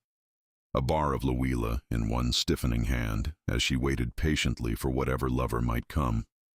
Jack told himself to step forward boldly and rake the shower curtain back, to expose whatever might be there. Instead, he turned with jerky, marionette strides, his heart whamming frightfully in his chest, and went back into the bed-sitting room. The door to the hall was shut. He stared at it for a long, immobile second. He could taste his terror now. It was in the back of his throat like a taste of gone-over cherries. He walked to the door with that same jerky stride and forced his fingers to curl around the knob. It won't open, but it did. He turned off the light with a fumbling gesture, stepped out into the hall, and pulled the door shut without looking back. From inside, he seemed to hear an odd wet thumping sound, far off, dim, as if something had just scrambled belatedly out of the tub, as if to greet a caller, as if it had realized the caller was leaving before the social amenities had been completed, and so it was now rushing to the door, all purple and grinning, to invite the caller back inside, perhaps forever. Footsteps approaching the door, or only the heartbeat in his ears. He fumbled at the passkey. It seemed sludgy, unwilling to turn in the lock. He attacked the passkey. The tumbler suddenly fell, and he stepped back against the corridor's far wall, a little groan of relief escaping him. He closed his eyes, and all the old phrases began to parade through his mind. It seemed there must be hundreds of them. Cracking up, not playing with a full deck Lost Your Marbles guy, just went Looney Tunes. He went up and over the high side, went bananas, lost his football crackers, nuts, half a sea bag. All meaning the same thing, losing your mind. No, he whimpered, hardly aware that he had been reduced to this, whimpering with his eyes shut like a child. Oh no, God, please, God, no. But below the tumble of his chaotic thoughts, below the trip-hammer beat of his heart, he could hear the soft and futile sound of the doorknob being turned to and fro, as something locked in tried helplessly to get out, something that wanted to meet him, something that would like to be introduced to his family as the storm shrieked around them, and white daylight became black night. If he opened his eyes and saw that doorknob moving, he would go mad. So he kept them shut, and after an unknowable time there was stillness. Jack forced himself to open his eyes, half convinced that when he did, she would be standing before him. But the hall was empty. He felt watched just the same. He looked at the peephole in the center of the door and wondered what would happen if he approached it, stared into Eft. What would he be eyeball to eyeball with? His feet were moving, feats don't fail me now, before he realized it. He turned them away from the door and walked down to the main hall, his feet whispering on the blue-black jungle carpet. He stopped halfway to the stairs and looked at the fire extinguisher. He thought that the folds of canvas were arranged in a slightly different manner, and he was quite sure that the brass nozzle had been pointing toward the elevator when he came up the hall. Now it was pointing the other way. I didn't see that at all, Jack Torrance said quite clearly. His face was white and haggard, and his mouth kept trying to grin. But he didn't take the elevator back down. It was too much like an open mouth, too much by half. He took the stairs. The verdict. He stepped into the kitchen and looked at them. bouncing the passkey a few inches up off his left hand, making the chain on the white metal tongue jingle, then catching it again. Danny was pallid and worn out. Wendy had been crying, he saw. Her eyes were red and darkly circled. He felt a sudden burst of gladness at this. He wasn't suffering alone, that was sure. They looked at him without speaking. "Nothing there," he said, astounded by the heartiness of his voice. "Not a thing." He bounced the passkey up and down, smiling reassuringly at them, watching the relief spread over their faces, and thought he had never in his life wanted a drink so badly as he did right now. The bedroom. Late that afternoon, Jack got a cot from the first-floor storage room and put it in the corner of their bedroom. Wendy had expected that the boy would be half the night getting to sleep, but Danny was nodding before the Waltons was half over, and 15 minutes after they had tucked Biro in, he was far down in sleep, moveless, one band tucked under his cheek. Wendy sat watching him, holding her place in a fat paperback copy of Cashel Mara with one finger. Jack sat at his desk looking at his play. "Oh shit," Jack said. Wendy looked up from her contemplation of Danny. "What?" "Nothing." He looked down at the play with smoldering ill temper. How could he have thought it was good? It was puerile. It had been done 1,000 times. Worse, he had no idea how to finish it. Once it had seemed simple enough. Denker, in a fit of rage, seizes the poker from beside the fireplace and beats saintly Gary to death. Then, standing spread-legged over the body, the bloody poker in one hand, he screams at the audience, "It's here somewhere and I will find it." Then, as the lights dim and the curtain is slowly drawn, the audience sees Gary's body face down on the forestage as Denker strides to the upstage bookcase and feverishly begins pulling books from the shelves, looking at them, throwing them aside. He had thought it was something old enough to be new, a play whose novelty alone might be enough to see it through a successful Broadway run, a tragedy in 5 acts. But, in addition to his sudden diversion of interest to the Overlook's history, something else had happened. He had developed opposing feelings about his characters. This was something quite new. Ordinarily, he liked all of his characters, the good and the bad. He was glad he did. It allowed him to try to see all of their sides and understand their motivations more clearly. His favorite story, sold to a small southern Maine magazine called Contraband for copies, had been a piece called "The Monkey is Here." Paul DeLong. It had been about a child molester about to commit suicide in his furnished room. The child molester's name had been Paul DeLong, Monkey to his friends. Jack had liked Monkey very much. He sympathized with Monkey's bizarre needs, knowing that Monkey was not the only one to blame for the 3 rape murders in his past. There had been bad parents, the father a beater as his own father had been, the mother a limp and silent dish rag as his mother had been. A homosexual experience in grammar school, public humiliation, worse experiences in high school and college. He had been arrested and sent to an institution after exposing himself to a pair of little girls getting off a school bus. Worst of all, he had been dismissed from the institution, let back out onto the streets, because the man in charge had decided he was all right. This man's name had been Grimmer. Grimmer had known that Monkey DeLong was exhibiting deviant symptoms, but he had written the good, hopeful report and had let him go anyway. Jack liked and sympathized with Grimmer, too. Grimmer had to run an understaffed and underfunded institution and try to keep the whole thing together with spit, baling wire, and nickel and dime appropriations from a state legislature who had to go back and face the voters. Grimmer knew that Monkey could interact with other people, that he did not soil his pants or try to stab his fellow inmates with the scissors. He did not think he was Napoleon. The staff psychiatrist in charge of Monkey's case thought there was a better-than-even chance that Monkey could make it on the street, and they both knew that the longer a man is in an institution, the more he comes to need that closed environment, like a junkie with his smack.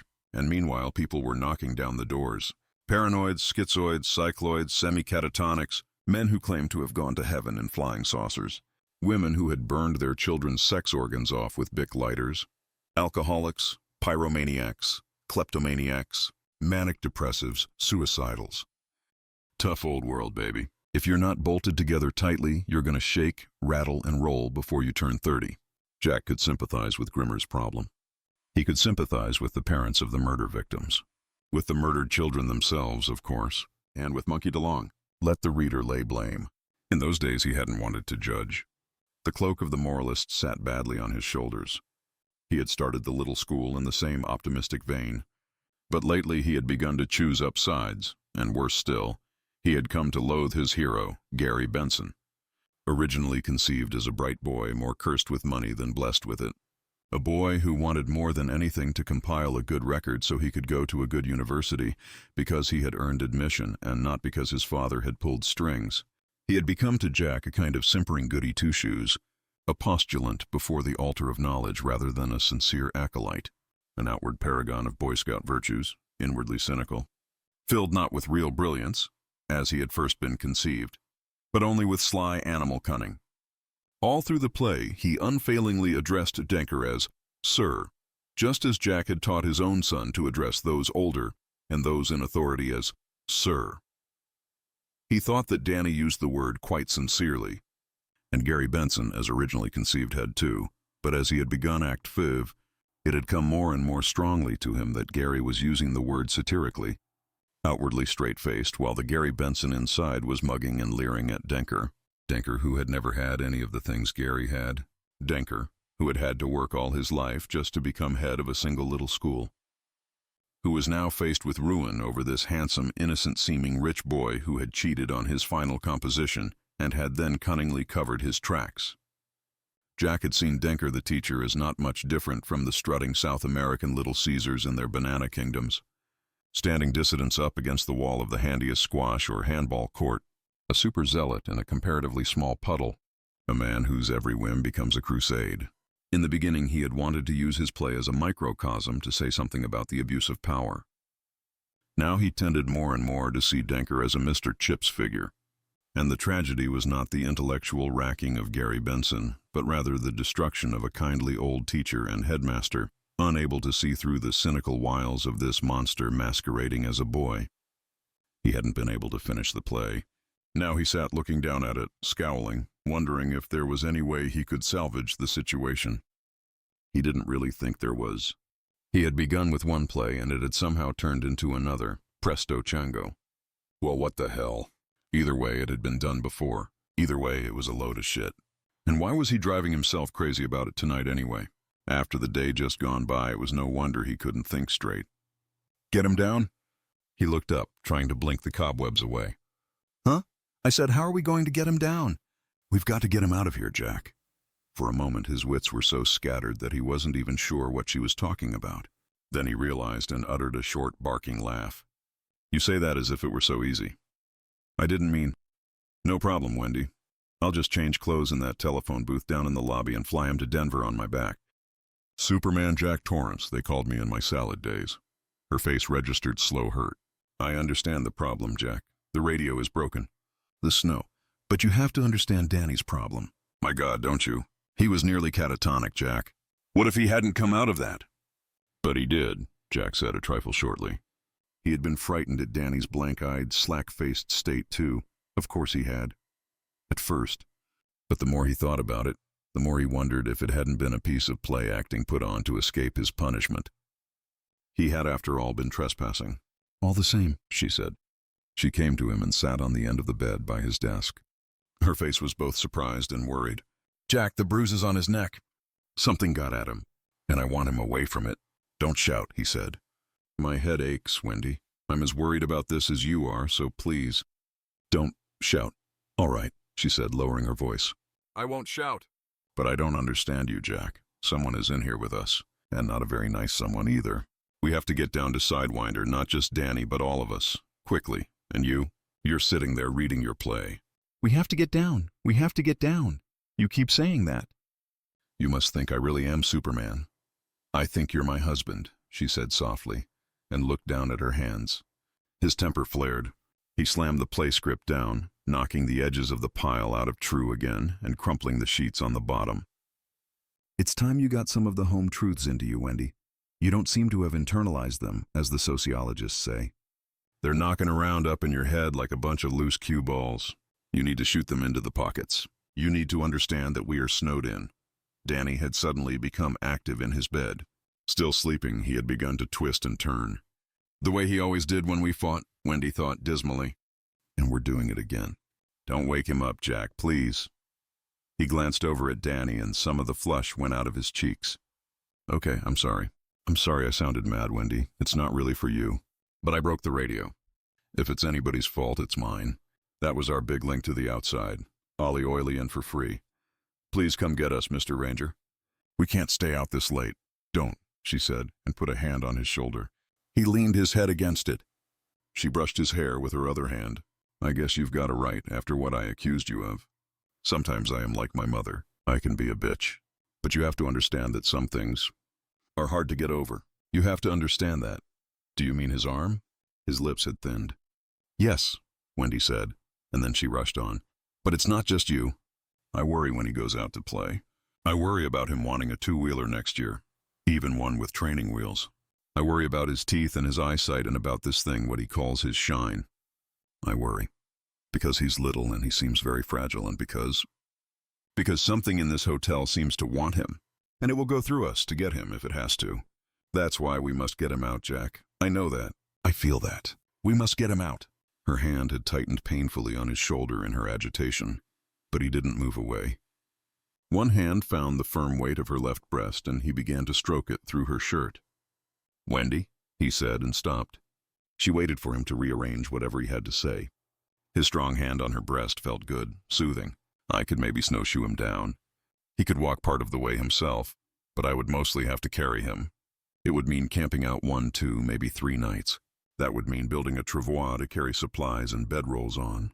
We have the AM/FM radio, so we could pick a day when the weather forecast called for a 3-day spell of good weather. But if the forecast was wrong, he finished, his voice soft and measured, I think we might die. Her face had paled. It looked shiny, almost ghostly. He continued to stroke her breast, rubbing the ball of his thumb gently over the nipple. She made a soft sound from his words, or in reaction to his gentle pressure on her breast. He couldn't tell. He raised his hand slightly and undid the top button of her shirt. Wendy shifted her legs slightly. All at once her jeans seemed too tight, slightly irritating in a pleasant sort of way. It would mean leaving you alone because you can't snowshoe worth beans. It would be maybe 3 days of not knowing. Would you want that? His hand dropped to the second button, slipped it, and the beginning of her cleavage was exposed. No, she said in a voice that was slightly thick. She glanced over at Danny. He had stopped twisting and turning. His thumb had crept back into his mouth. So that was all right. But Jack was leaving something out of the picture. It was too bleak. There was something else. What? If we stay put, Jack said, unbuttoning the 3rd and 4th buttons with that same deliberate slowness. A ranger from the park or a game warden is going to poke in here just to find out how we're doing. At that point, we simply tell him we want down. He'll see to it. He slipped her naked breasts into the wide V of the open shirt, bent, and molded his lips around the stem of a nipple. It was hard and erect. He slipped his tongue slowly back and forth across it in a way he knew she liked. Wendy moaned a little and arched her back. Something I've forgotten? Honey? She asked. On their own, her hands sought the back of his head, so that when he answered, his voice was muffled against her flesh. How would the ranger take us out? He raised his head slightly to answer and then settled his mouth against the other nipple. If the helicopter was spoken for, I guess it would have to be by snowmobile. But we have one of those. Ullman said so. His mouth froze against her breast for a moment, and then he sat up. Her own face was slightly flushed, her eyes overbright.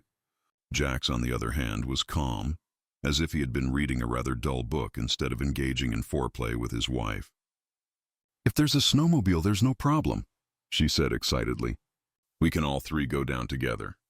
Wendy, I've never driven a snowmobile in my life. It can't be that hard to learn. Back in Vermont, you see 10-year-olds driving them in the fields. Although what their parents can be thinking of, I don't know. And you had a motorcycle when we met. He had a Honda 350cc. He had traded it in on a Saab shortly after he and Wendy took up residence together. I suppose I could, he said slowly. But I wonder how well it's been maintained. Ullman and Watson, they run this place from May to October. They have summertime mines. I know it won't have gas in it. There may not be plugs or a battery either. I don't want you to get your hopes up over your head, Wendy. She was totally excited now, leaning over him, her breasts tumbling out of her shirt.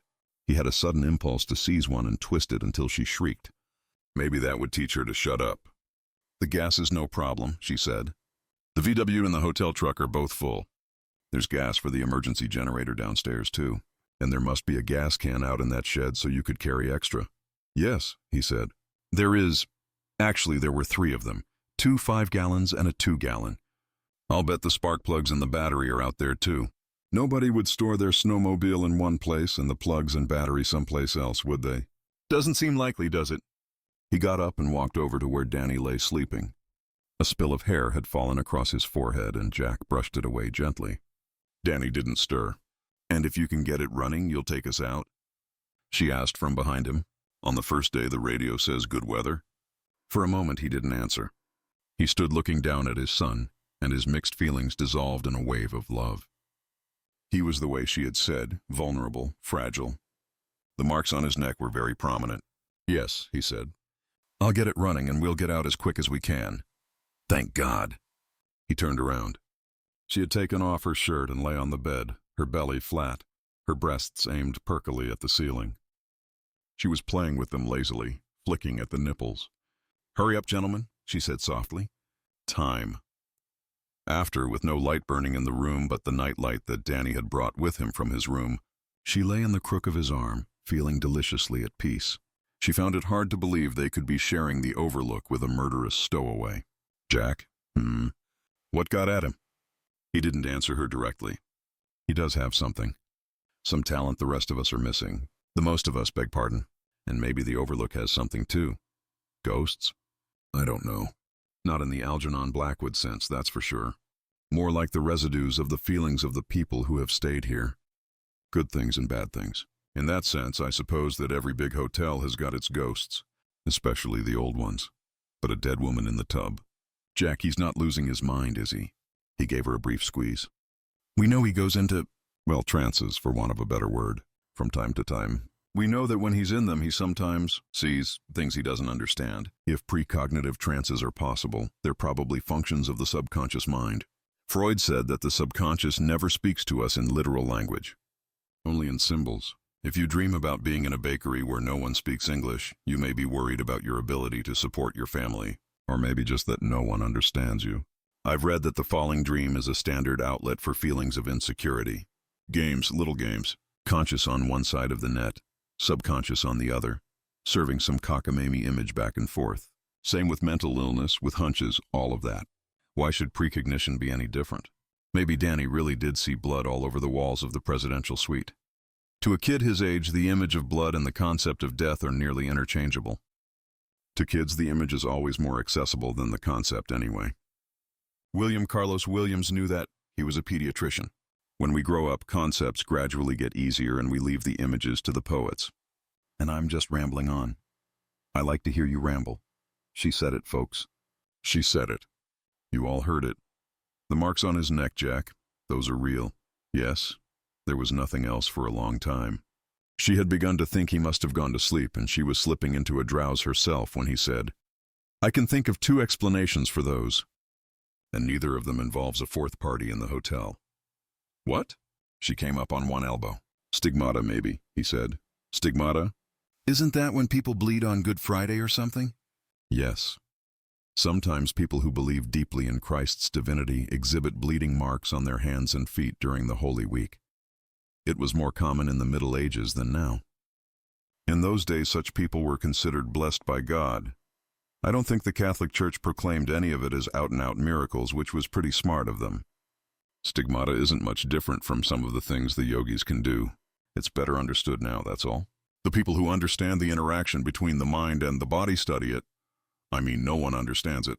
Believe we have a lot more control over our involuntary functions than they used to think. You can slow your heartbeat if you think about it enough. Speed up your own metabolism. Make yourself sweat more, or make yourself bleed. You think Danny thought those bruises onto his neck? Jack, I just can't believe that. I can believe it's possible, although it seems unlikely to me, too. What's more likely is that he did it to himself. To himself? He's gone into these trances and hurt himself in the past. Do you remember the time at the supper table? About 2 years ago, I think. We were super pissed at each other. Nobody talking very much. Then, all at once, his eyes rolled up in his head and he went face first into his dinner. Then onto the floor. Remember? Yes, she said. I sure do. I thought he was having a convulsion. Another time we were in the park, he said. Just Danny and I, Saturday afternoon. He was sitting on a swing, coasting back and forth. He collapsed onto the ground. It was like he'd been shot. I ran over and picked him up, and all of a sudden he just came around. He sort of blinked at me and said, "I hurt my tummy. Tell Mommy to close the bedroom windows if it rains." And that night it rained like hell. Yes, but... And he's always coming in with cuts and scraped elbows. His shins look like a battlefield in distress. And when you ask him how he got this one or that one, he just says, "Oh, I was playing." And that's the end of it. Jack, all kids get bumped and bruised up. With little boys, it's almost constant from the time they learn to walk until they're 12 or 13. And I'm sure Danny gets his share, Jack responded. He's an active kid. But I remember that day in the park and that night at the supper table. And I wonder if some of our kids' bumps and bruises come from just keeling over. That Dr. Edmonds said Danny did it right in his office, for Christ's sake. All right. But those bruises were fingers. I'd swear to it. He didn't get them falling down. He goes into a trance, Jack said. Maybe he sees something that happened in that room. An argument, maybe a suicide, violent emotions. It isn't like watching a movie. He's in a highly suggestible state. He's writing the damn thing. His subconscious is maybe visualizing whatever happened in a symbolic way. As a dead woman who's alive again, zombie, undead, ghoul, you pick your term. "You're giving me goosebumps," she said thickly. I'm giving myself a few. I'm no psychiatrist, but it seems to fit so well. The walking dead woman as a symbol for dead emotions, dead lives that just won't give up and go away. But because she's a subconscious figure, she's also him. In the trance state, the conscious Danny is submerged. The subconscious figure is pulling the strings. So Danny put his hands around his own neck and... "Stop," she said. "I get the picture. I think that's more frightening than having a stranger creeping around the halls, Jack. You can move away from a stranger. You can't move away from yourself. You're talking about schizophrenia."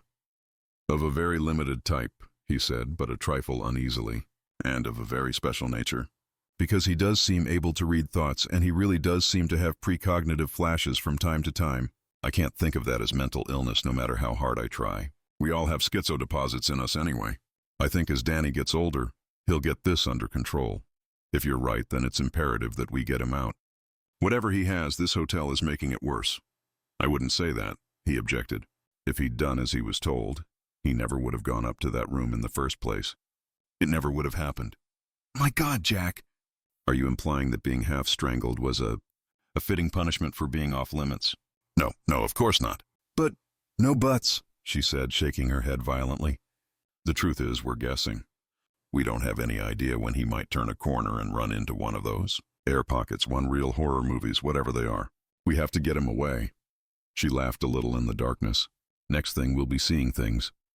"Don't talk nonsense," he said, and in the darkness of the room he saw the hedge lions bunching around the path, no longer flanking it but guarding it, hungry November lions. Cold sweat sprang out on his brow. "You didn't really see anything, did you?" she was asking. "I mean, when you went up to that room, you didn't see anything?" The lions were gone. Now he saw a pink pastel shower curtain with a dark shape lounging behind it. The closed door, that muffled, hurried thump, and sounds after it that might have been running footsteps.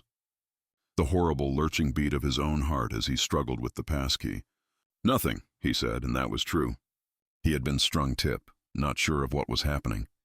He hadn't had a chance to sift through his thoughts for a reasonable explanation concerning the bruises on his son's neck. He had been pretty damn suggestible himself. Hallucinations could sometimes be catching. "And you haven't changed your mind?" "About the snowmobile, I mean." His hands clamped into sudden tight fists. "Stop nagging me." By his sides. "I said I would, didn't I?" "I will. Now go to sleep. It's been a long, hard day." "And how?" she said. There was a rustle of bedclothes as she turned toward him and kissed his shoulder. "I love you, Jack." "I love you too," he said, but he was only mouthing the words. His hands were still clenched into fists. They felt like rocks on the ends of his arms. The pulse beat prominently in his forehead. She hadn't said a word about what was going to happen to them after they got down, when the party was over. Not one word. It had been Danny this and Danny that, and Jack, I'm so scared. Oh yes, she was scared of a lot of closet boogeymen and jumping shadows, plenty scared. But there was no lack of real ones either. When they got down to Sidewinder, they would arrive with $60 and the clothes they stood up in. Not even a car. Even if Sidewinder had a pawn shop, which it didn't, they had nothing to hawk but Wendy's $90 diamond engagement ring and the Sony AM/FM radio. A pawnbroker might give them $20. A kind pawnbroker. There would be no job, not even part-time or seasonal, except maybe shoveling out driveways for $3 a shot. The picture of John Torrance, 30 years old, who had once published in Esquire, and who had harbored dreams not at all unreasonable dreams. He felt of becoming a major American writer during the next decade. With a shovel from the Sidewinder Western Auto on his shoulder, ringing doorbells, that picture suddenly came to him much more clearly than the hedge lions, and he clenched his fists tighter still, feeling the fingernails sink into his palms and draw blood in mystic quarter-moon shapes. John Torrance, standing in line to change his $60 into food stamps, standing in line again at the Sidewinder Methodist Church to get donated commodities and dirty looks from the locals. John Torrance explaining to Al that they'd just had to leave, had to shut down the boiler, had to leave the Overlook and all it contained open to vandals or thieves on snow machines because, you see, Al, attendez-vous, Al, there are ghosts up there, and they have it in for my boy. Goodbye, Al. Thoughts of Chapter 4, Spring Comes for John Torrance. What then? Whatever then. They might be able to get to the West Coast in the VW, he supposed. A new fuel pump would do it. 50 miles west of here and it was all downhill. You could damn near put the bug in neutral and coast to Utah. On to sunny California, land of oranges and opportunity. A man with his sterling record of alcoholism, student beating, and ghost chasing would undoubtedly be able to write his own ticket. Anything you like. Custodial engineer swamping out Greyhound buses. The automotive business washing cars in a rubber suit. The culinary arts perhaps washing dishes in a diner. Or possibly a more responsible position, such as pumping gas. A job like that even held the intellectual stimulation of making change and writing out credit slips. I can give you 25 hours a week at the minimum wage. That was heavy tunes in a year when Wonder Bread went for 60 cents a loaf. Blood had begun to trickle down from his palms. Like stigmata, oh yes. He squeezed tighter, savaging himself with pain. His wife was asleep beside him, why not? There were no problems. He had agreed to take her and Danny away from the big bad boogeyman, and there were no problems. So you see, Al, I thought the best thing to do would be to kill her. The thought rose up from nowhere, naked and unadorned. The urge to tumble her out of bed, naked, bewildered, just beginning to wake up, to pounce on her, seize her neck like the green limb of a young aspen, and to throttle her, thumbs on windpipe, fingers pressing against the top of her spine, jerking her head up and ramming it back down against the floorboards, again and again, whamming, whacking, smashing, crashing.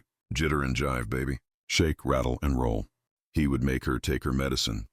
Every drop, every last bitter drop. He was dimly aware of a muffled noise somewhere, just outside his hot and racing inner world. He looked across the room and Danny was thrashing again, twisting in his bed and rumpling the blankets. The boy was moaning deep in his throat, a small caged sound. What nightmare? A purple woman, long dead, shambling after him down twisting hotel corridors. Somehow he didn't think so. Something else chased Danny in his dreams. Something worse. The bitter lock of his emotions was broken. He got out of bed and went across to the boy, feeling sick and ashamed of himself. It was Danny he had to think of, not Wendy, not himself. Only Danny.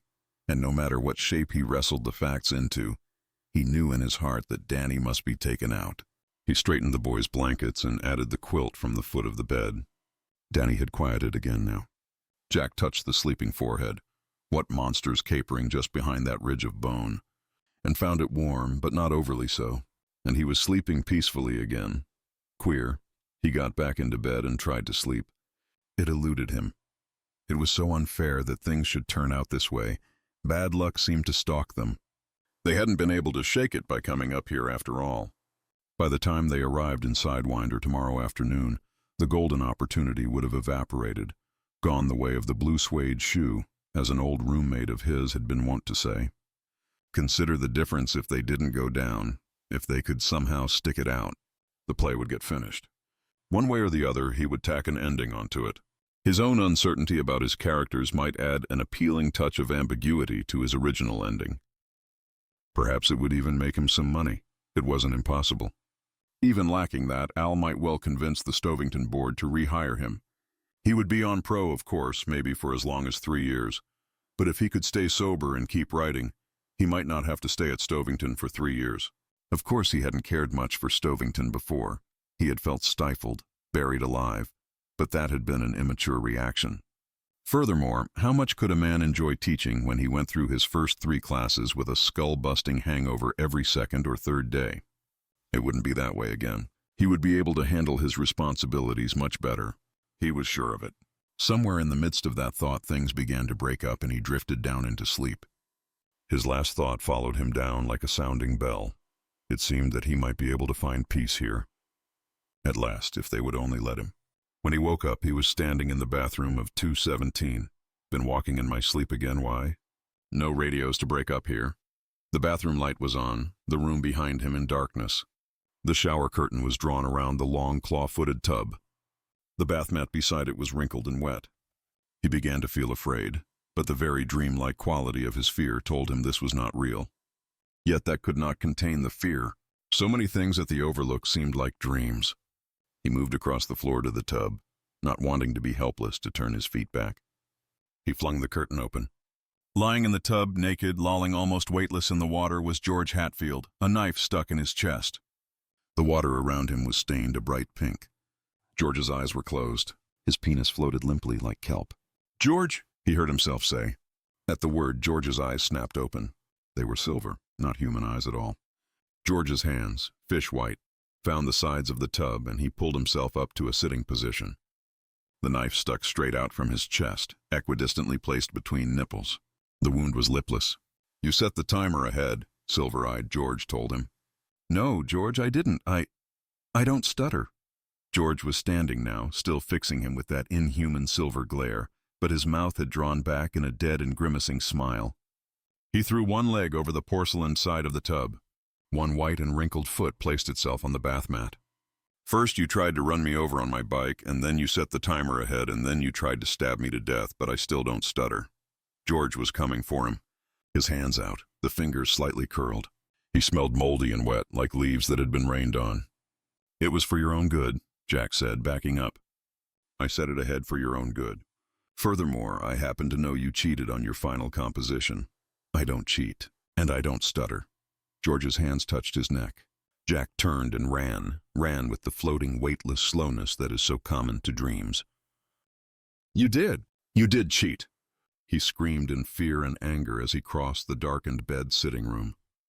"I'll prove it." George's hands were on his neck again. Jack's heart swelled with fear until he was sure it would burst. And then, at last, his hand curled around the doorknob and it turned under his hand and he yanked the door open. He plunged out, not into the second-floor hallway, but into the basement room beyond the arch. The cobwebby light was on. His camp chair, stark and geometrical, stood beneath it. And all around it was a miniature mountain range of boxes and crates and banded bundles of records and invoices and God knew what. Relief surged through him. "I'll find it," he heard himself screaming. He seized a damp and moldering cardboard box. It split apart in his hands, spilling out a waterfall of yellow flimsies. "It's here somewhere." "I will find it." He plunged his hands deep into the pile of papers and came up with a dry, papery wasp's nest in one hand and a timer in the other. The timer was ticking. Attached to its back was a length of electrical cord, and attached to the other end of the cord was a bundle of dynamite. "Here!" he screamed. "Here, take it." His relief became absolute triumph. He had done more than escape George. B had conquered. With these talismanic objects in his hands, George would never touch him again. George would flee in terror. He began to turn so he could confront George, and that was when George's hands settled around his neck, squeezing, stopping his breath, damming up his respiration entirely after one final dragging gasp. "I don't stutter," whispered George from behind him. He dropped the wasp's nest and wasps boiled out of it in a furious brown and yellow wave. His lungs were on fire.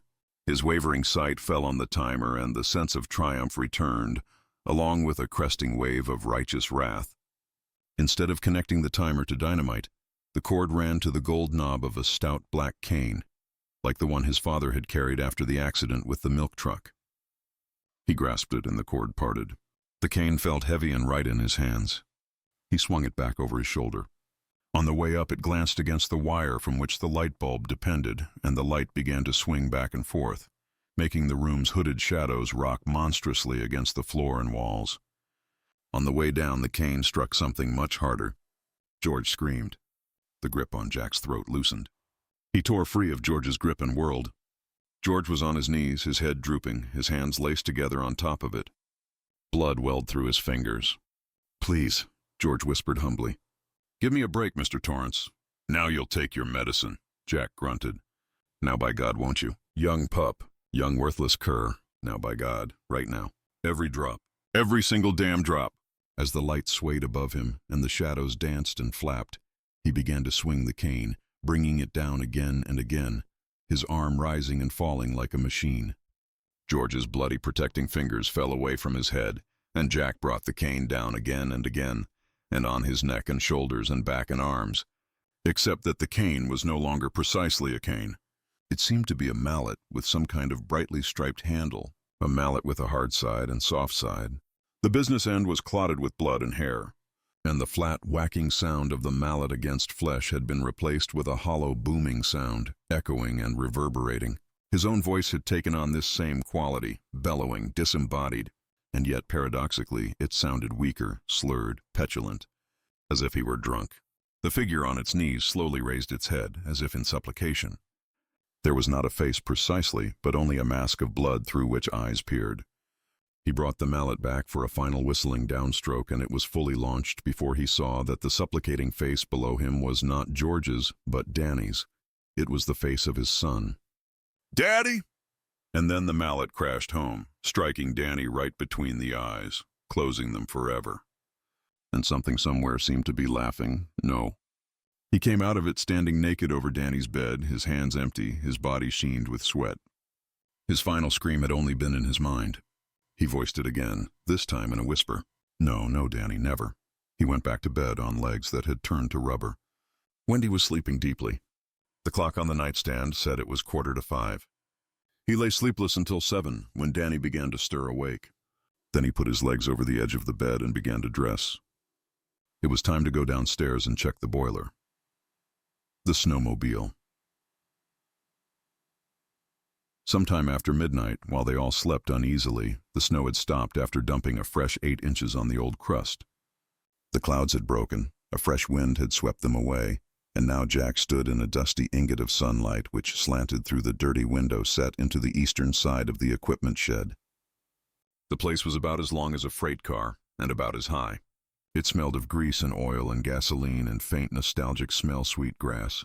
4 power lawn mowers were ranked like soldiers on review against the south wall, 2 of them the riding type that looked like small tractors.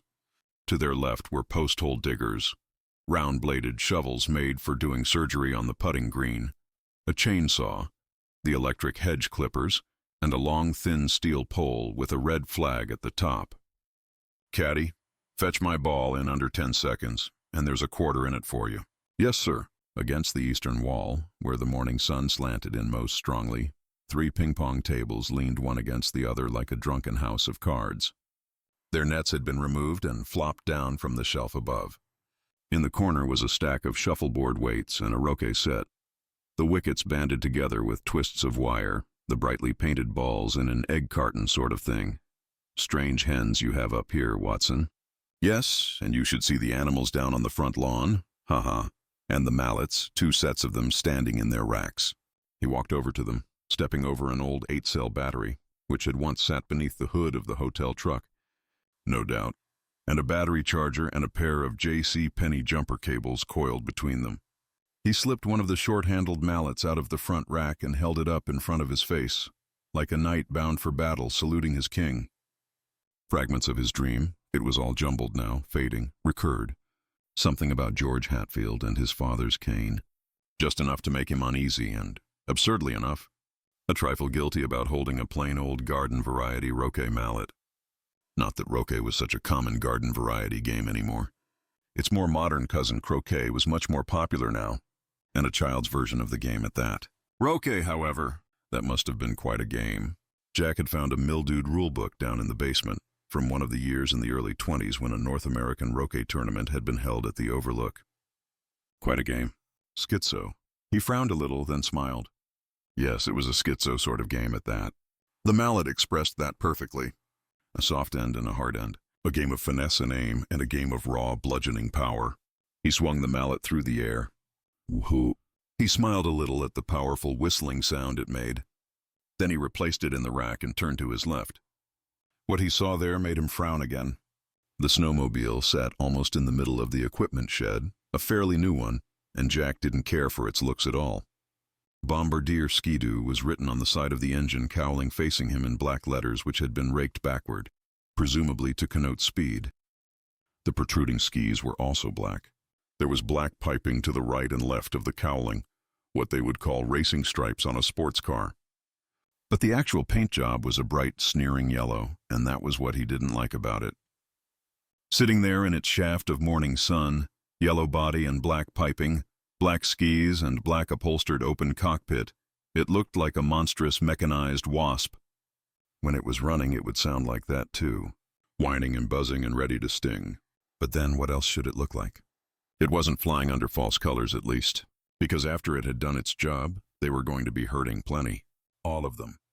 By spring, the Torrance family would be hurting so badly that what those wasps had done to Danny's hand would look like a mother's kisses. He pulled his handkerchief from his back pocket, wiped his mouth with it, and walked over to the Ski-Doo. He stood looking down at it, the frown very deep now, and stuffed his handkerchief back into his pocket. Outside, a sudden gust of wind slammed against the equipment shed, making it rock and creak. He looked out the window and saw the gust carrying a sheet of sparkling snow crystals toward the drifted-in rear of the hotel, whirling them high into the hard blue sky. The wind dropped and B went back to looking at the machine. It was a disgusting thing, really. You almost expected to see a long, limber stinger protruding from the rear of it. He had always disliked the goddamn snowmobiles. They shivered the cathedral silence of winter into a million rattling fragments. They startled the wildlife. They sent out huge and pollutive clouds of blue and billowing oil smoke behind them. Cough, cough, gag, gag, let me breathe. They were perhaps the final grotesque toy of the unwinding fossil fuel age, given to 10-year-olds for Christmas. He remembered a newspaper article he had read in Stovington, a story datelined someplace in Maine. A kid on a snowmobile, barrel-assing up a road he'd never traveled before at better than 30 miles an hour. Night. His headlight off. There had been a heavy chain strung between two posts, with a no trespassing sign hung from the middle. They said that in all probability the kid never saw it. The moon might have gone behind a cloud. The chain had decapitated him. Reading the story, Jack had been almost glad, and now, looking down at this machine, the feeling recurred. If it wasn't for Danny, I would take great pleasure in grabbing one of those mallets, opening the cowling, and just pounding until...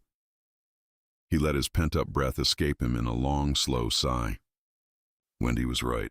Come hell, high water, or the welfare line, Wendy was right. Pounding this machine to death would be the height of folly, no matter how pleasant an aspect that folly made. It would almost be tantamount to pounding his own son to death. Fucking Luddite, he said aloud. He went to the back of the machine and unscrewed the gas cap. He found a dipstick on one of the shelves that ran at chest height around the walls and slipped it in. The last eighth of an inch came out wet. Not very much, but enough to see if the damn thing would run. Later he could siphon more from the Volks in the hotel truck. He screwed the cap back on and opened the cowling. No spark plugs, no battery. He went to the shelf again and began to poke along it, pushing aside screwdrivers and adjustable wrenches, a one-lung carburetor that had been taken out of an old lawnmower, plastic boxes of screws and nails and bolts of varying sizes. The shelf was thick and dark with old grease, and the year's accumulation of dust had stuck to it like fur. He didn't like touching it. He found a small oil-stained box with the abbreviation SKID laconically marked on it in pencil. He shook it and something rattled inside. Plugs. He held one of them up to the light, trying to estimate the gap without hunting around for the gapping tool. Fuck it, he thought resentfully, and dropped the plug back into the box. If the gap's wrong, that's just too damn bad. Tough fucking titty. There was a stool behind the door. He dragged it over, sat down, and installed the 4 spark plugs, then fitted the small rubber caps over each. That done, Bill let his fingers play briefly over the magneto. They laughed when I sat down at the piano. Back to the shelves. This time he couldn't find what he wanted, a small battery. A 3 or 4 cell. There were socket wrenches, A case filled with drills and drill bits, bags of lawn fertilizer and Vigoro for the flower beds, but no snowmobile battery. It didn't bother him in the slightest. In fact, it made him feel glad. He was relieved. I did my best, Captain, but I could not get through. That's fine, son. I'm going to put you in for the Silver Star and the Purple Snowmobile. You're a credit to your regiment. Thank you, sir. I did try. He began to whistle Red River Valley up-tempo as he poked along the last 2 or 3 feet of shelf. The notes came out in little puffs of white smoke. He had made a complete circuit of the shed, and the thing wasn't there. Maybe somebody had lifted it. Maybe Watson had. He laughed aloud. The old office bootleg trick.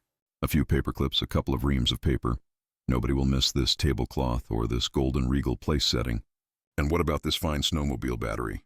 Yes, that might come in handy. Toss it in the sack. White-collar crime, baby. Everybody has sticky fingers. Under the jacket discount, we used to call it when we were kids.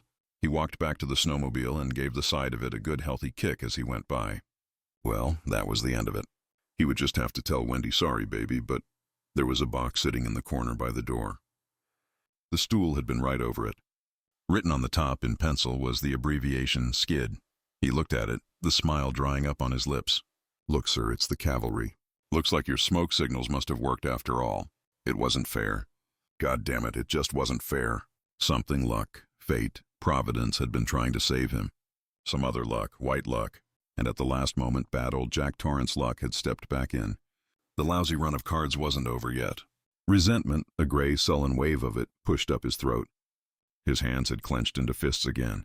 Not fair, goddammit, not fair. Why couldn't he have looked someplace else? Any place. Why hadn't he had a crick in his neck or an itch in his nose or the need to blink? Just one of those little things. He never would have seen it. Well, he hadn't. That was all. It was an hallucination. No different from what had happened yesterday outside that room on the 2nd floor or the goddamn hedge menagerie. A momentary strain, that was all. Fancy, I thought I saw a snowmobile battery in that corner. Nothing there now. Combat fatigue, I guess, sir. Sorry. Keep your pecker up, son. It happens to all of us sooner or later. He yanked the door open almost hard enough to snap the binges and pulled his snowshoes inside. They were clotted with snow, and he slapped them down hard enough on the floor to raise a cloud of it. He put his left foot on the left shoe and paused. Danny was out there by the milk platform, trying to make a snowman by the looks. Not much luck. The snow was too cold to stick together. Still, he was giving it the old college try, out there in the flashing morning, a speck of a bundled-up boy above the brilliant snow and below the brilliant sky. Wearing his hat turned around backward like Carlton Fisk. What in the name of God were you thinking of? The answer came back with no pause. Me. I was thinking of me. He suddenly remembered lying in bed the night before, lying there, and suddenly he had been contemplating the murder of his wife. In that instant, kneeling there, everything came clear to him. It was not just Danny the Overlook was working on. It was working on him too. It wasn't Danny who was the weak link, it was him. He was the vulnerable one, the one who could be bent and twisted until something snapped. Until I let go and sleep. And when I do that, if I do that. He looked up at the banks of windows and the sun threw back an almost blinding glare from their many-paned surfaces, but he looked anyway. For the first time he noticed how much they seemed like eyes. They reflected away the sun and held their own darkness within. It was not Danny they were looking at. It was him. In those few seconds he understood everything. There was a certain black and white picture he remembered seeing as a child in catechism class. The nun had presented it to them on an easel and called it a miracle of God. The class had looked at it blankly, seeing nothing but a jumble of whites and blacks, senseless and patternless. Then one of the children in the 3rd row had gasped, "It's Jesus!" And that child had gone home with a brand new testament and also a calendar because he had been first.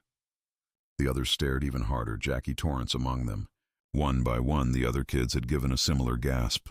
One little girl transported in near ecstasy, crying out shrilly, "I see him! I see him!" She had also been rewarded with a testament.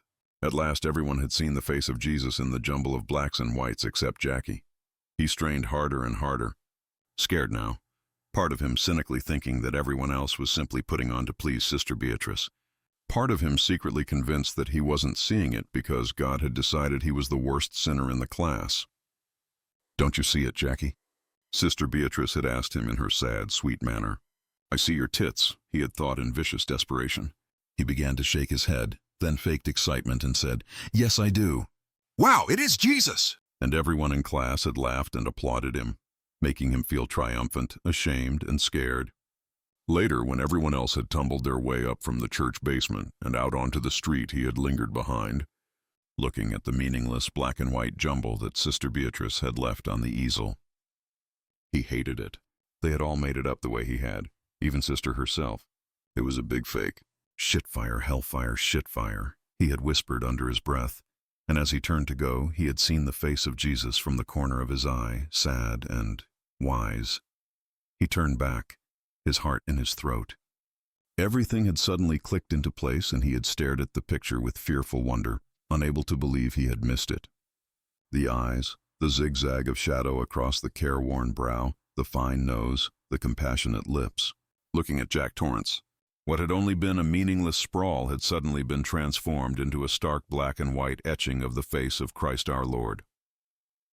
Fearful wonder became terror. He had cussed in front of a picture of Jesus. He would be damned. He would be in hell with the sinners. The face of Christ had been in the picture all along. All along. Now, kneeling in the sun and watching his son playing in the shadow of the hotel, he knew that it was all true. The hotel wanted Danny, maybe all of them, but Danny for sure. The Hedges had really walked.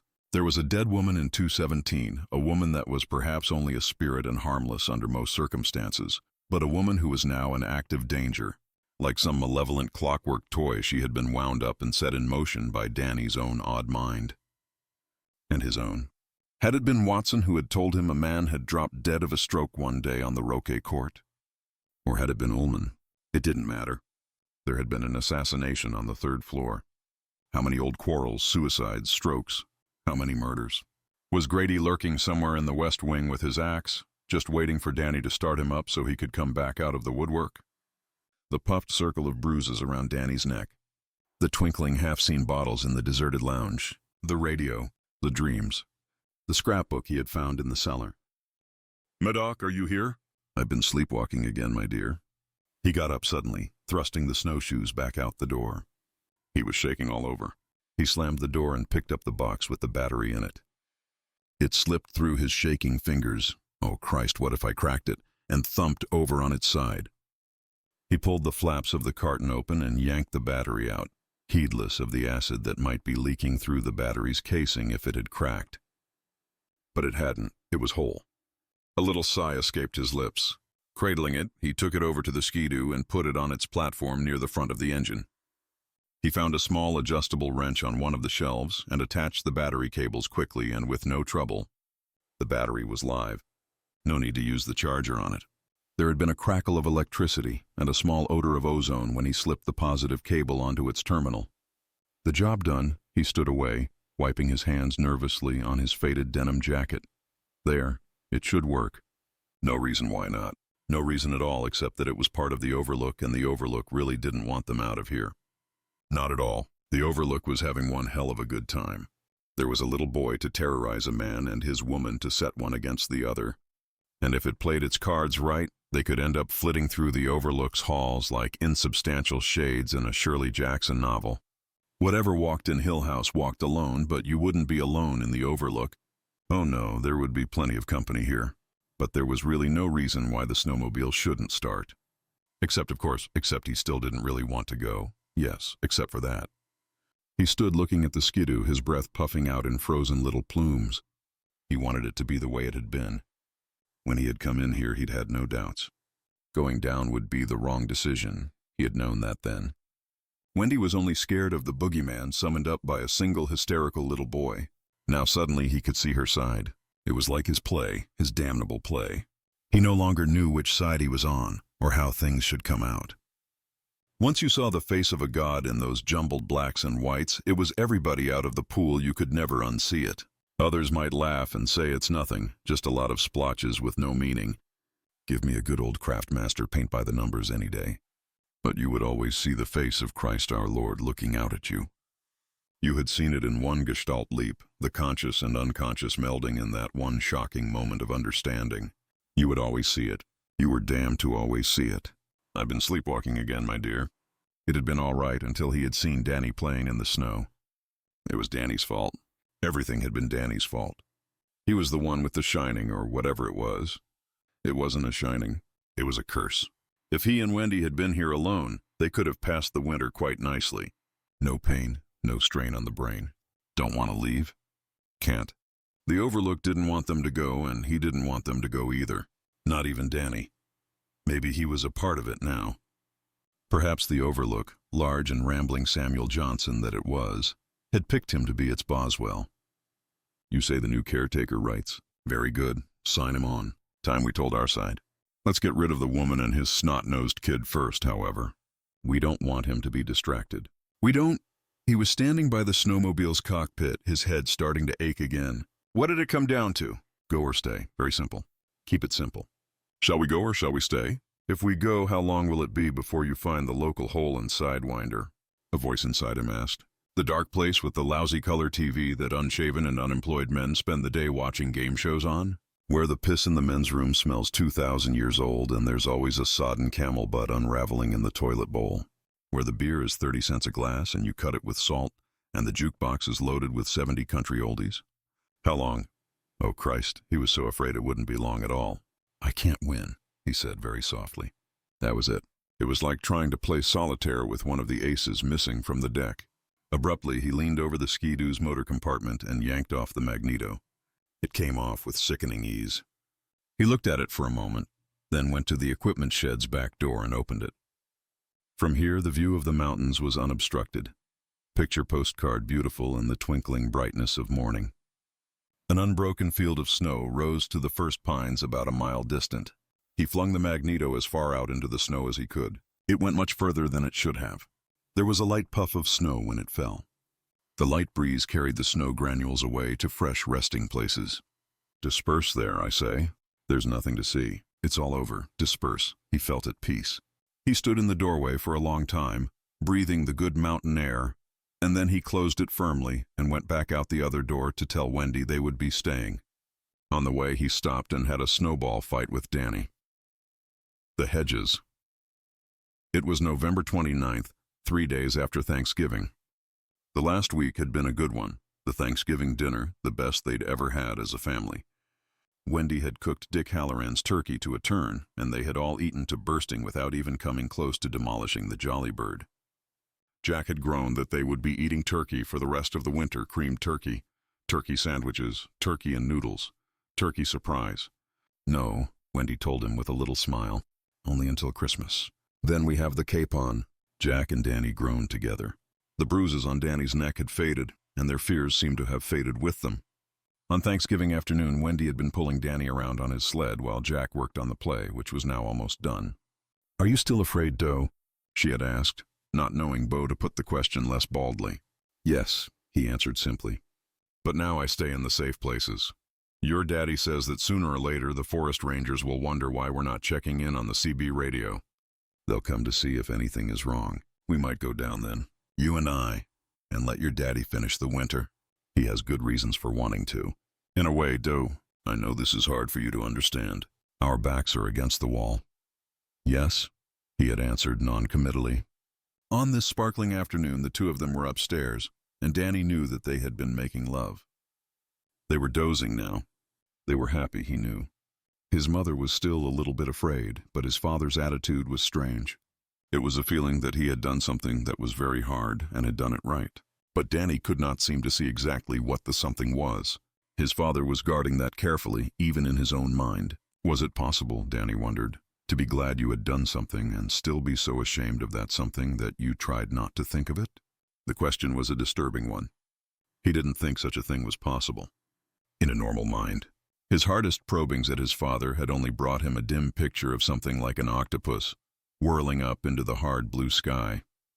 And on both occasions that he had concentrated hard enough to get this, Daddy had suddenly been staring at him in a sharp and frightening way, as if he knew what Danny was doing. Now he was in the lobby, getting ready to go out. He went out a lot, taking his sled or wearing his snowshoes. He liked to get out of the hotel. When he was out in the sunshine, it seemed like a weight had slipped from his shoulders. He pulled a chair over, stood on it, and got his parka and snow pants out of the ballroom closet. and then sat down on the chair to put them on. His boots were in the boot box and he pulled them on, his tongue creeping out into the corner of his mouth in concentration as he laced them and tied the rawhide into careful granny knots. He pulled on his mittens and his ski mask and was ready. He tramped out through the kitchen to the back door, then paused. He was tired of playing out back, and at this time of day the hotel's shadow would be cast over his play area. He didn't even like being in the Overlook's shadow. He decided he would put on his snowshoes and go down to the playground instead. Dick Halloran had told him to stay away from the topiary, but the thought of the hedge animals did not bother him much. They were buried under snowdrifts now, nothing showing but a vague hump that was the rabbit's head and the lion's tails.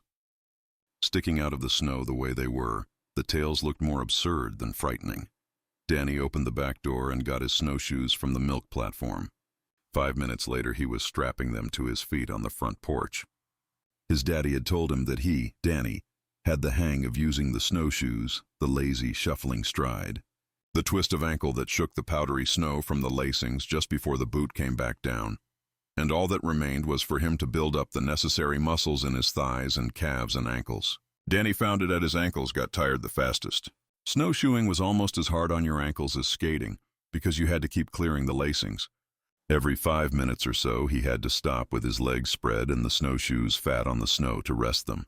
But he didn't have to rest on his way down to the playground because it was all downhill.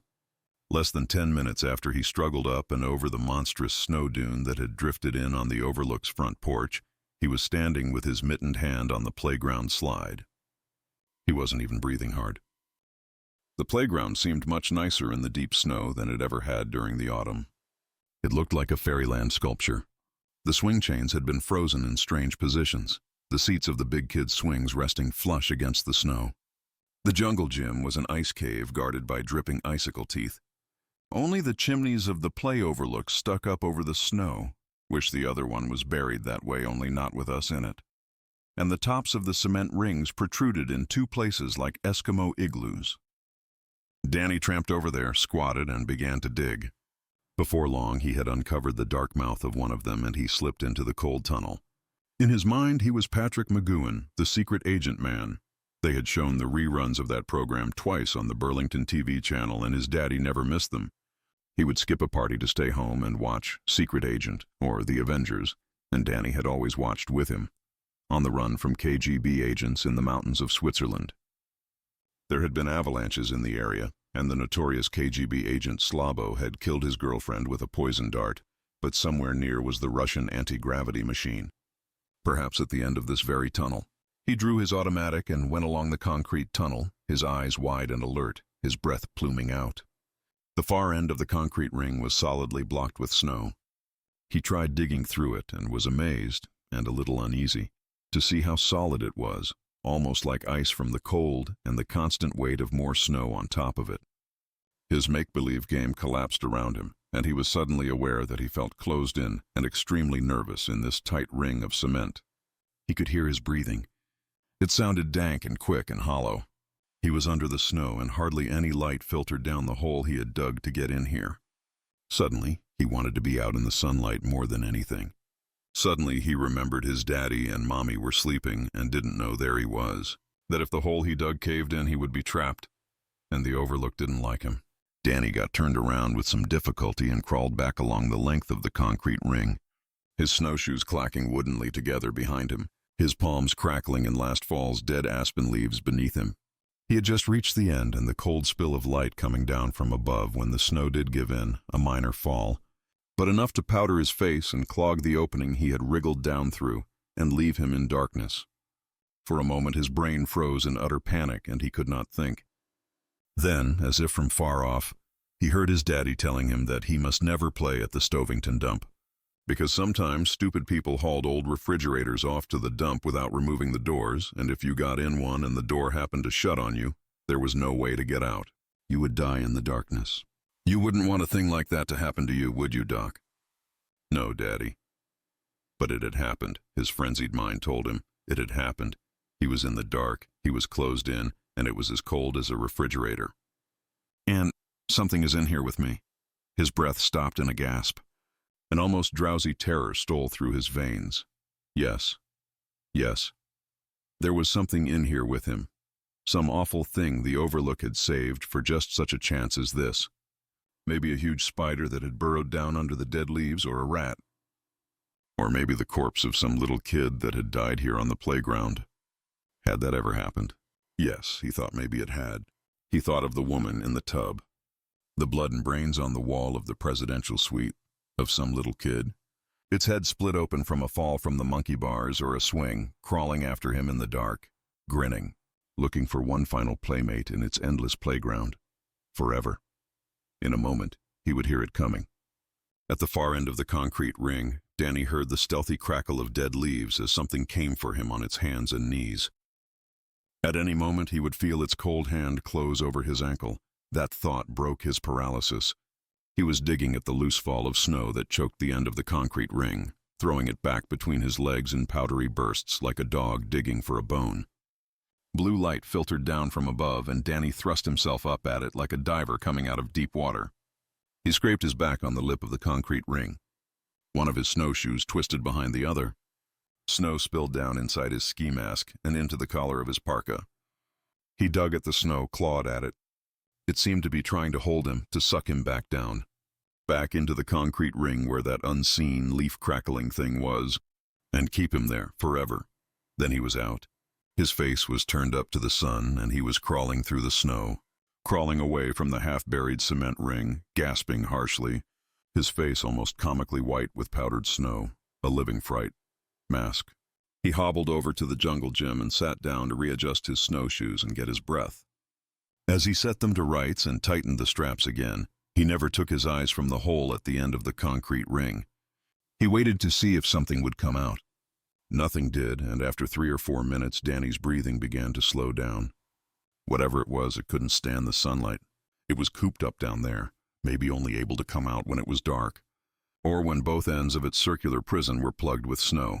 But I'm safe now, I'm safe. I'll just go back because now I'm... Something thumped softly behind him. He turned around toward the hotel and looked. But even before he looked, can you see the Indians in this picture? He knew what he would see, because he knew what that soft thumping sound had been. It was the sound of a large clump of snow falling, the way it sounded when it slid off the roof of the hotel and fell to the ground. Can you see? Yes, he could. The snow had fallen off the hedgehog. When he came down, it had only been a harmless lump of snow outside the playground. Now it stood revealed, an incongruous splash of green in all the eye-watering whiteness. It was sitting up as if to beg a sweet or a scrap. But this time he wouldn't go crazy, he wouldn't blow his cool, because at least he wasn't trapped in some dark old hole. He was in the sunlight, and it was just a dog. It's pretty warm out today, he thought hopefully. Maybe the sun just melted enough snow off that old dog so the rest fell off in a bunch. Maybe that's all it is. Don't go near that place. Steer right clear. His snowshoe bindings were as tight as they were ever going to be. He stood up and stared back at the concrete ring, almost completely submerged in the snow, and what he saw at the end he had exited from froze his heart. There was a circular patch of darkness at the end of it, a fold of shadow that marked the hole he dug to get down inside. Now, in spite of the snow dazzle, he thought he could see something there. Something moving, a hand, the waving hand of some desperately unhappy child. Waving hand, pleading band, drowning hand. Save me, oh please save me. If you can't save me, at least come play with me. Forever, and forever, and forever. No, Danny whispered huskily. The word fell dry and bare from his mouth, which was stripped of moisture. He could feel his mind wavering now, trying to go away the way it had when the woman in the room had. No, better not think of that. He grasped at the strings of reality and held them tightly. He had to get out of here. Concentrate on that. Be cool. Be like the secret agent man. Would Patrick McGoohan be crying and peeing in his pants like a little baby? Would his daddy? That calmed him somewhat. From behind him, that soft hump sound of falling snow came again. He turned around, and the head of one of the hedge lions was sticking out of the snow now, snarling at him. It was closer than it should have been, almost up to the gate of the playground.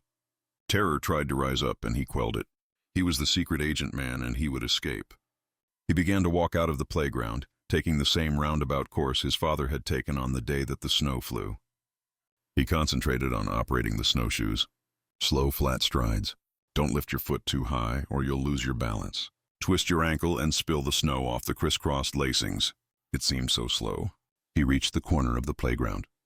The snow was drifted high here, and he was able to step over the fence. He got halfway over and then almost fell flat when the snowshoe on his behind foot caught on one of the fence posts. He leaned on the outside edge of gravity, pinwheeling his arms, remembering how hard it was to get up once you fell down. From his right, that soft sound again, falling clumps of snow. He looked over and saw the other two lions, clear of snow now down to their forepaws, side by side, about 60 paces away. The green indentations that were their eyes were fixed on him. The dog had turned its head. It only happens when you're not looking. Oh! Hey! His snowshoes had crossed, and he plunged forward into the snow, arms waving uselessly. More snow got inside his hood and down his neck and into the tops of his boots. He struggled out of the snow and tried to get the snowshoes under him, heart hammering crazily now. Secret agent man, remember, you're the secret agent, and overbalanced backward.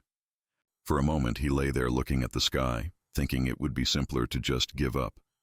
Then he thought of the thing in the concrete tunnel and knew he could not. He gained his feet and stared over at the topiary. All three lions were bunched together now, not 40 feet away. The dog had ranged off to their left as if to block Danny's retreat. They were bare of snow except for powdery ruffs around their necks and muzzles. They were all staring at him. His breath was racing now, and the panic was like a rat behind his forehead, twisting and gnawing. He fought the panic and he fought the snowshoes. Daddy's voice, no, don't fight them, Doc. Walk on them like they were your own feet. Walk with them. Yes, Daddy. He began to walk again, trying to regain the easy rhythm he had practiced with his daddy. Little by little it began to come, but with the rhythm came an awareness of just how tired he was, how much his fear had exhausted him. The tendons of his thighs and calves and ankles were hot and trembly. Ahead he could see the Overlook, mockingly distant, seeming to stare at him with its many windows, as if this were some sort of contest in which it was mildly interested. Danny looked back over his shoulder and his hurried breathing caught for a moment and then hurried on even faster. The nearest lion was now only 20 feet behind, breasting through the snow like a dog paddling in a pond. The two others were to its right and left, pacing it. They were like an army platoon on patrol, the dog, still off to their left, the scout. The closest lion had its head down. The shoulders bunched powerfully above its neck. The tail was up, as if in the instant before he had turned to look it had been swishing back and forth, back and forth. He thought it looked like a great big house cat that was having a good time playing with a mouse before killing it. Falling. No, if he fell, he was dead. They would never let him get up. They would pounce. He pinwheeled his arms madly and lunged ahead, his center of gravity dancing just beyond his nose. He caught it and hurried on, snapping glances back over his shoulder. The air whistled in and out of his dry throat like hot glass. The world closed down to the dazzling snow, the green hedges, and the whispery sound of his snowshoes. And something else, a soft, muffled padding sound. He tried to hurry faster and couldn't. He was walking over the buried driveway now, a small boy with his face almost buried in the shadow of his parka hood. The afternoon was still and bright. When he looked back again, the point lion was only 5 feet behind. It was grinning. Its mouth was open, its haunches tensed down like a clock spring. Behind it and the others he could see the rabbit, its head now sticking out of the snow, bright green, as if it had turned its horrid blank face to watch the end of the stalk. Now, on the Overlook's front lawn between the circular drive and the porch, he let the panic loose and began to run clumsily in the snowshoes, not daring to look back now, tilting further and further forward, his arms out ahead of him like a blind man feeling for obstacles. His hood fell back, revealing his complexion, paste white giving way to hectic red blotches on his cheeks, his eyes bulging with terror. The porch was very close now. Behind him he heard the sudden hard crunch of snow as something leaped. He fell on the porch steps, screaming without sound, and scrambled up them on his hands and knees, snowshoes clattering and askew behind him. There was a slashing sound in the air and sudden pain in his leg. The ripping sound of cloth, something else that must have been in his mind. Bellowing angry roar, smell of blood and evergreen. He fell full length on the porch, sobbing hoarsely, the rich metallic taste of copper in his mouth. His heart was thundering in his chest. There was a small trickle of blood coming from his nose.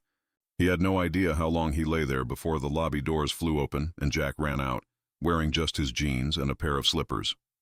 Wendy was behind him. "Danny!" she screamed. "Doc!" "Danny, for Christ's sake. What's wrong?" "What happened?" Daddy was helping him up. Below the knee, his snow pants were ripped open. Inside, his woolen ski sock had been ripped open and his calf had been shallowly scratched, as if he had tried to push his way through a closely grown evergreen hedge, and the branches had clawed him. He looked over his shoulder. Far down the lawn, past the putting green, were a number of vague, snow-cowled humps. The hedge animals. Between them and the playground. Between them and the road. His legs gave way. Jack caught him. He began to cry. The lobby. He had told them everything except what had happened to him when the snow had blocked the end of the concrete ring. He couldn't bring himself to repeat that, and he didn't know the right words to express the creeping, lassitudinous sense of terror he had felt when he heard the dead aspen leaves begin to crackle furtively down there in the cold darkness. But he told them about the soft sound of snow falling in clumps, about the lion with its head and its bunched shoulders working its way up and out of the snow to chase him. He even told them about how the rabbit had turned its head to watch near the end. The three of them were in the lobby. Jack had built a roaring blaze in the fireplace. Danny was bundled up in a blanket on the small sofa where once, 1,000,000 years ago, 3 nuns had sat laughing like girls while they waited for the line at the desk to thin out. He was sipping hot noodle soup from a mug. Wendy sat beside him, stroking his hair. Jack had sat on the floor, his face seeming to grow more and more still, more and more set as Danny told his story. Twice he pulled his handkerchief out of his back pocket and rubbed his sore-looking lips with it. "Then they chased me," he finished.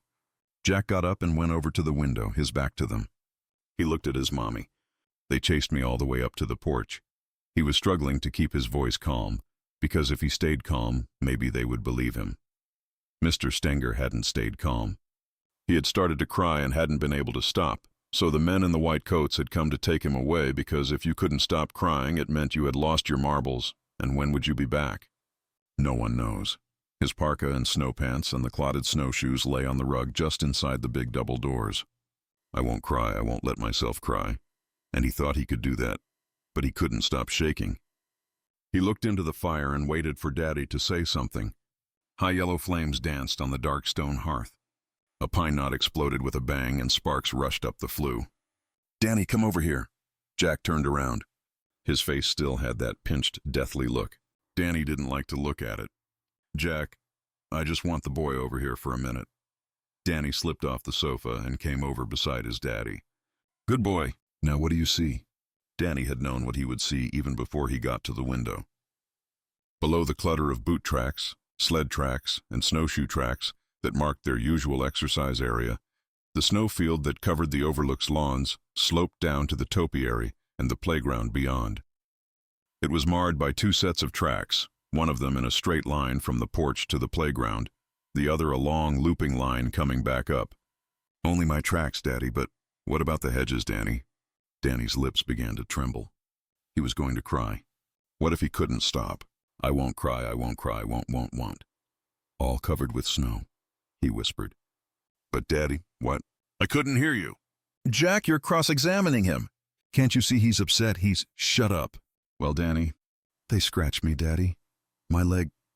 You must have cut your leg on the crust of the snow." Then Wendy was between them, her face pale and angry. "What are you trying to make him do?" she asked him. "Confess to murder." "What's wrong with you?" The strangeness in his eyes seemed to break then. "I'm trying to help him find the difference between something real and something that was only an hallucination, that's all." He squatted by Danny so they were on an eye-to-eye level, and then hugged him tight. "Danny, it didn't really happen, okay? It was like one of those trances you have sometimes. That's all. Daddy?" "What, Dan?" "I didn't cut my leg on the crust. There isn't any crust. It's all powdery snow. It won't even stick together to make snowballs. Remember we tried to have a snowball fight and couldn't?" He felt his father stiffen against him. The porch step then. Danny pulled away. Suddenly he had it. It had flashed into his mind all at once. The way things sometimes did. The way it had about the woman wanting to be in that gray man's pants. He stared at his father with widening eyes. "You know I'm telling the truth," he whispered, shocked. "Danny," Jack's face tightening. "You know because you saw." The sound of Jack's open palm striking Danny's face was flat, not dramatic at all. The boy's head rocked back, the palm print reddening on his cheek like a brand. Wendy made a moaning noise. For a moment they were still, the three of them, and then Jack grabbed for his son and said, "Danny, I'm sorry. You okay, Doc?" "You hit him, you bastard," Wendy cried. "You dirty bastard!" She grabbed his other arm, and for a moment Danny was pulled between them. "Oh, please stop pulling me!" He screamed at them, and there was such agony in his voice that they both let go of him, and then the tears had to come, and he collapsed, weeping between the sofa and the window, his parents staring at him helplessly, the way children might stare at a toy broken in a furious tussle over to whom it belonged. In the fireplace, another pine knot exploded like a hand grenade, making them all jump. Wendy gave him baby aspirin, and Jack slipped him, unprotesting, between the sheets of his cot. He was asleep in no time with his thumb in his mouth. "I don't like that," she said. "It's a regression," Jack didn't reply. She looked at him softly, without anger, without a smile either. "You want me to apologize for calling you a bastard?" "All right, I apologize." "I'm sorry. You still shouldn't have hit him." "I know," he muttered. "I know that. I don't know what the hell came over me." "You promised you'd never hit him again." He looked at her furiously, and then the fury collapsed. Suddenly, with pity and horror, she saw what Jack would look like as an old man. She had never seen him look that way before. "On what way?" "Defeated," she answered herself. "He looks beaten," he said. "I always thought I could keep my promises." She went to him and put her hands on his arm. "All right, it's over. And when the ranger comes to check us, we'll tell him we all want to go down." "All right?" "All right," Jack said. And at that moment, at least, he meant it. The same way he had always meant it on those mornings after, looking at his pale and haggard face in the bathroom mirror. "I'm going to stop, going to cut it off flat." But morning gave way to afternoon, and in the afternoons he felt a little better. And afternoon gave way to night. As some great 20th century thinker had said, night must fall. He found himself wishing that Wendy would ask him about the hedges, would ask him what Danny meant when he said, "You know, because you saw." If she did, he would tell her everything, everything, the hedges, the woman in the room, even about the fire hose that seemed to have switched positions. But where did confession stop? Could he tell her he'd thrown the magneto away? That they could all be down in Sidewinder right now if he hadn't done that? What she said was, "Do you want tea?"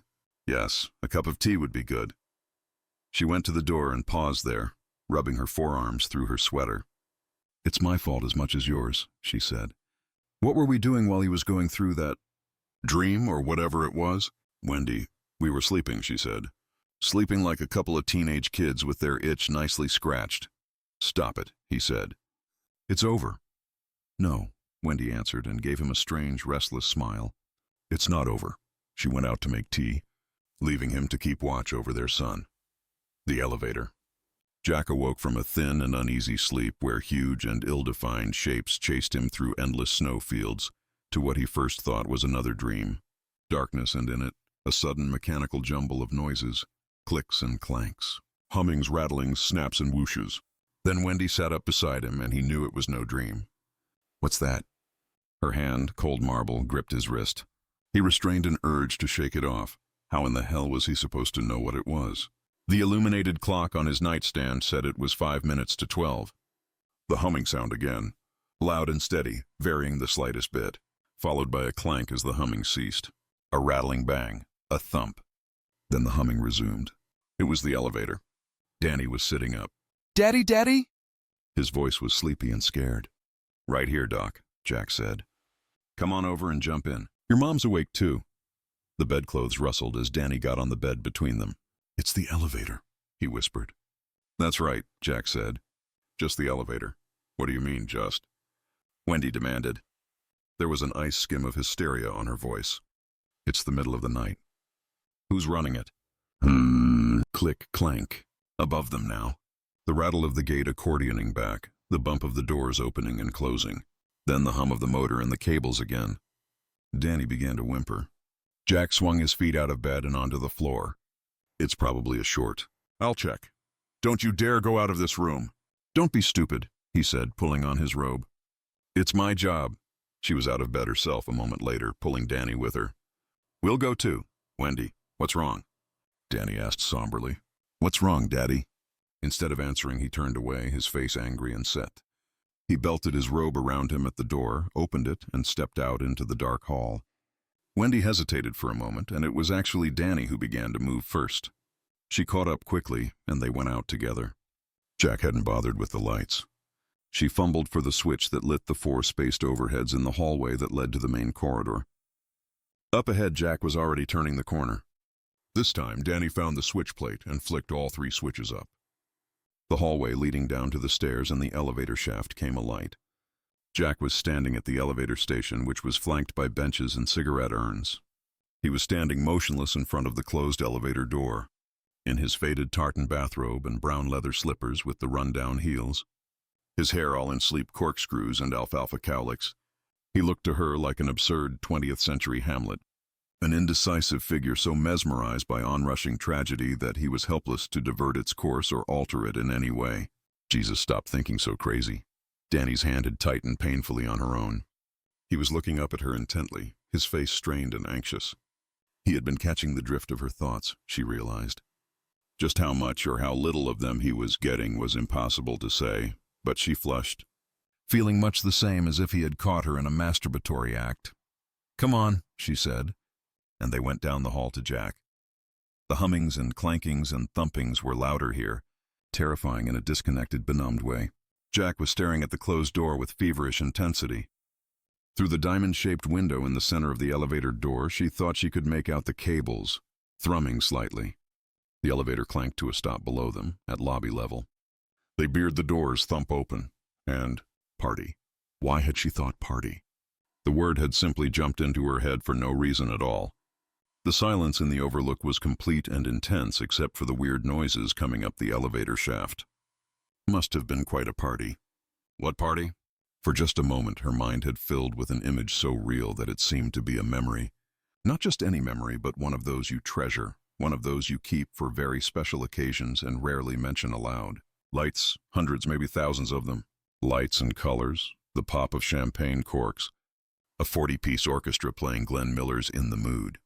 But Glenn Miller had gone down in his bomber before she was born. How could she have a memory of Glenn Miller? She looked down at Danny and saw his head had cocked to one side as if he was hearing something she couldn't hear. His face was very pale. Thump. The door had slid shut down there. A humming whine as the elevator began to rise. She saw the engine housing on top of the car first through the diamond-shaped window, then the interior of the car, seen through the further diamond shapes made by the brass gate. Warm yellow light from the car's overhead. It was empty. The car was empty. It was empty, but on the night of the party they must have crowded in by the dozens, crowded the car way beyond its safety limit. But of course it had been new then, and all of them wearing masks. What masks? The car stopped above them on the 3rd floor. She looked at Danny. His face was all eyes. His mouth was pressed into a frightened, bloodless slit. Above them the brass gate rattled back. The elevator door thumped open. It thumped open because it was time. The time had come. It was time to say, "Good night." Good night? Yes, it was lovely. No, I really can't stay for the unmasking. Early to bed, early to rise. Oh, was that Sheila? The monk? Isn't that witty, Sheila coming as a monk? Yes, good night. Good. Thump. Gears clashed. The motor engaged. The car began to wind back down. "Jack," she whispered. "What is it? What's wrong with it?" "A short circuit," he said. His face was like wood. "I told you it was a short circuit. I keep hearing voices in my head." She cried. "What is it?" "What's wrong? I feel like I'm going crazy." "What voices?" He looked at her with deadly blandness. She turned to Danny. "Did you—" Danny nodded slowly. "Yes, and music, like from a long time ago, in my head." The elevator car stopped again. The hotel was silent, creaking, deserted. Outside, the wind whined around the eaves in the darkness. "Maybe you are both crazy," Jack said conversationally. "I don't hear a goddamn thing except that elevator having a case of the electrical hiccups. If you two want to have duet hysterics, fine. But count me out." The elevator was coming down again. Jack stepped to the right, where a glass-fronted box was mounted on the wall at chest height. He smashed his bare fist against it. Glass tinkled inward. Blood dripped from 2 of his knuckles. He reached in and took out a key with a long, smooth barrel. "Jack, no. Don't. I am going to do my job. Now leave me alone, Wendy." She tried to grab his arm. He pushed her backward. Her feet tangled in the hem of her robe and she fell to the carpet with an ungainly thump.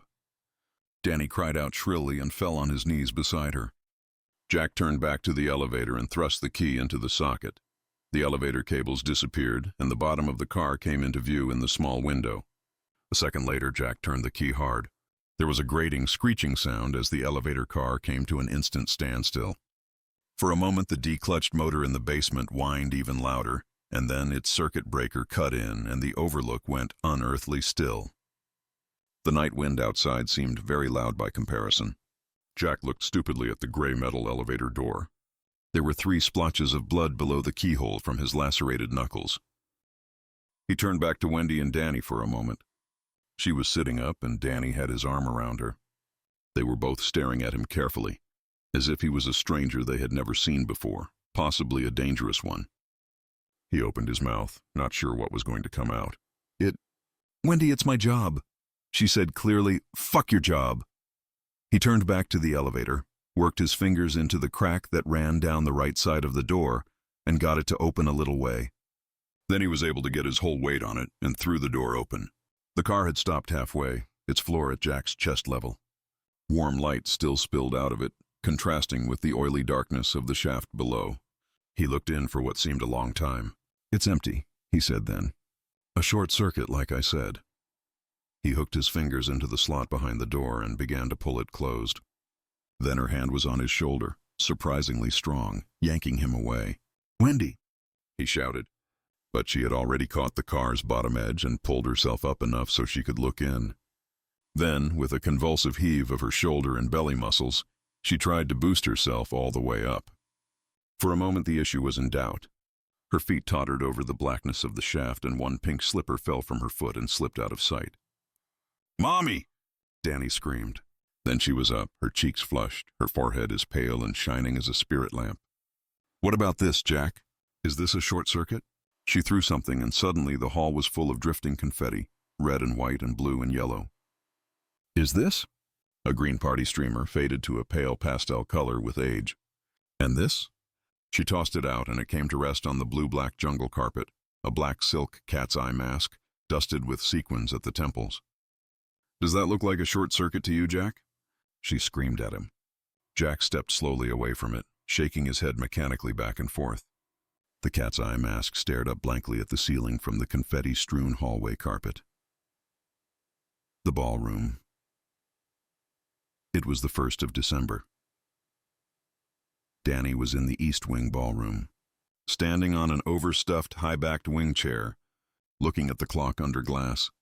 It stood in the center of the ballroom's high ornamental mantelpiece, flanked by 2 large ivory elephants. He almost expected the elephants would begin to move and try to gore him with their tusks as he stood there, but they were moveless. They were safe. Since the night of the elevator, he had come to divide all things at the Overlook into 2 categories. The elevator, the basement, the playground, room 217, and the presidential suite. It was sweet, not sweet. He had seen the correct spelling in an account book Daddy had been reading at supper last night and had memorized it carefully. Those places were unsafe. Their quarters, the lobby, and the porch were safe. Apparently the ballroom was too. The elephants are anyway. He was not sure about other places and so avoided them on general principle.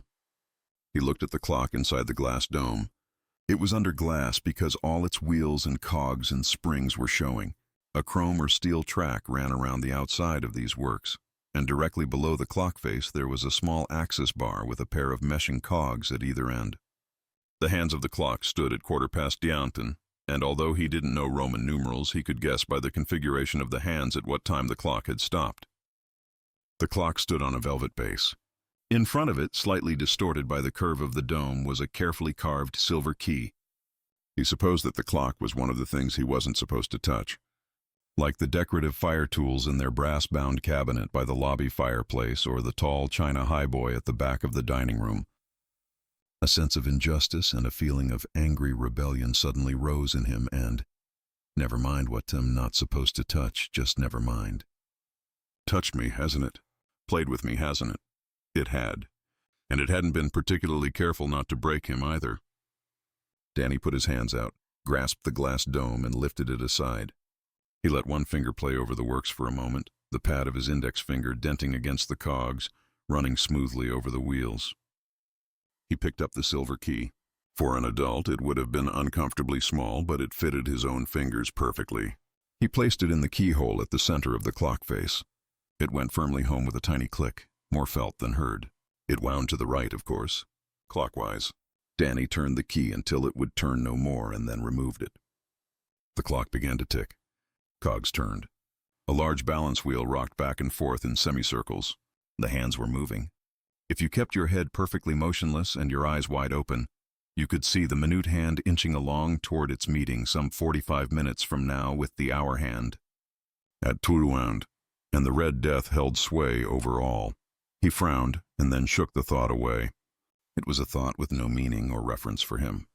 He reached his index finger out again and pushed the minute band up to the hour, curious about what might happen. It obviously wasn't a cuckoo clock, but that steel rail had to have some purpose. There was a small, ratcheting series of clicks, and then the clock began to tinkle, Strauss's Blue Danube Waltz.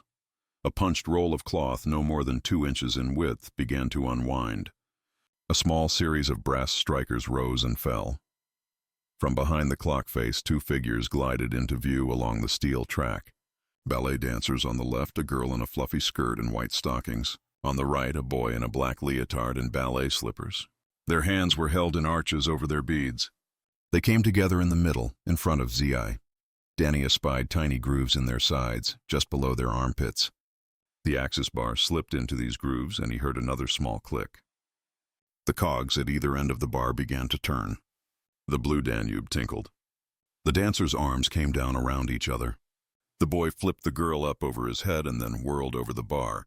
They were now lying prone, the boy's head buried beneath the girl's short ballet skirt, the girl's face pressed against the center of the boy's leotard. They writhed in a mechanical frenzy. Danny's nose wrinkled. They were kissing peepees. That made him feel sick. A moment later, and things began to run backward. The boy whirled back over the axis bar. He flipped the girl into an upright position. They seemed to nod knowingly at each other as their hands arched back over their heads.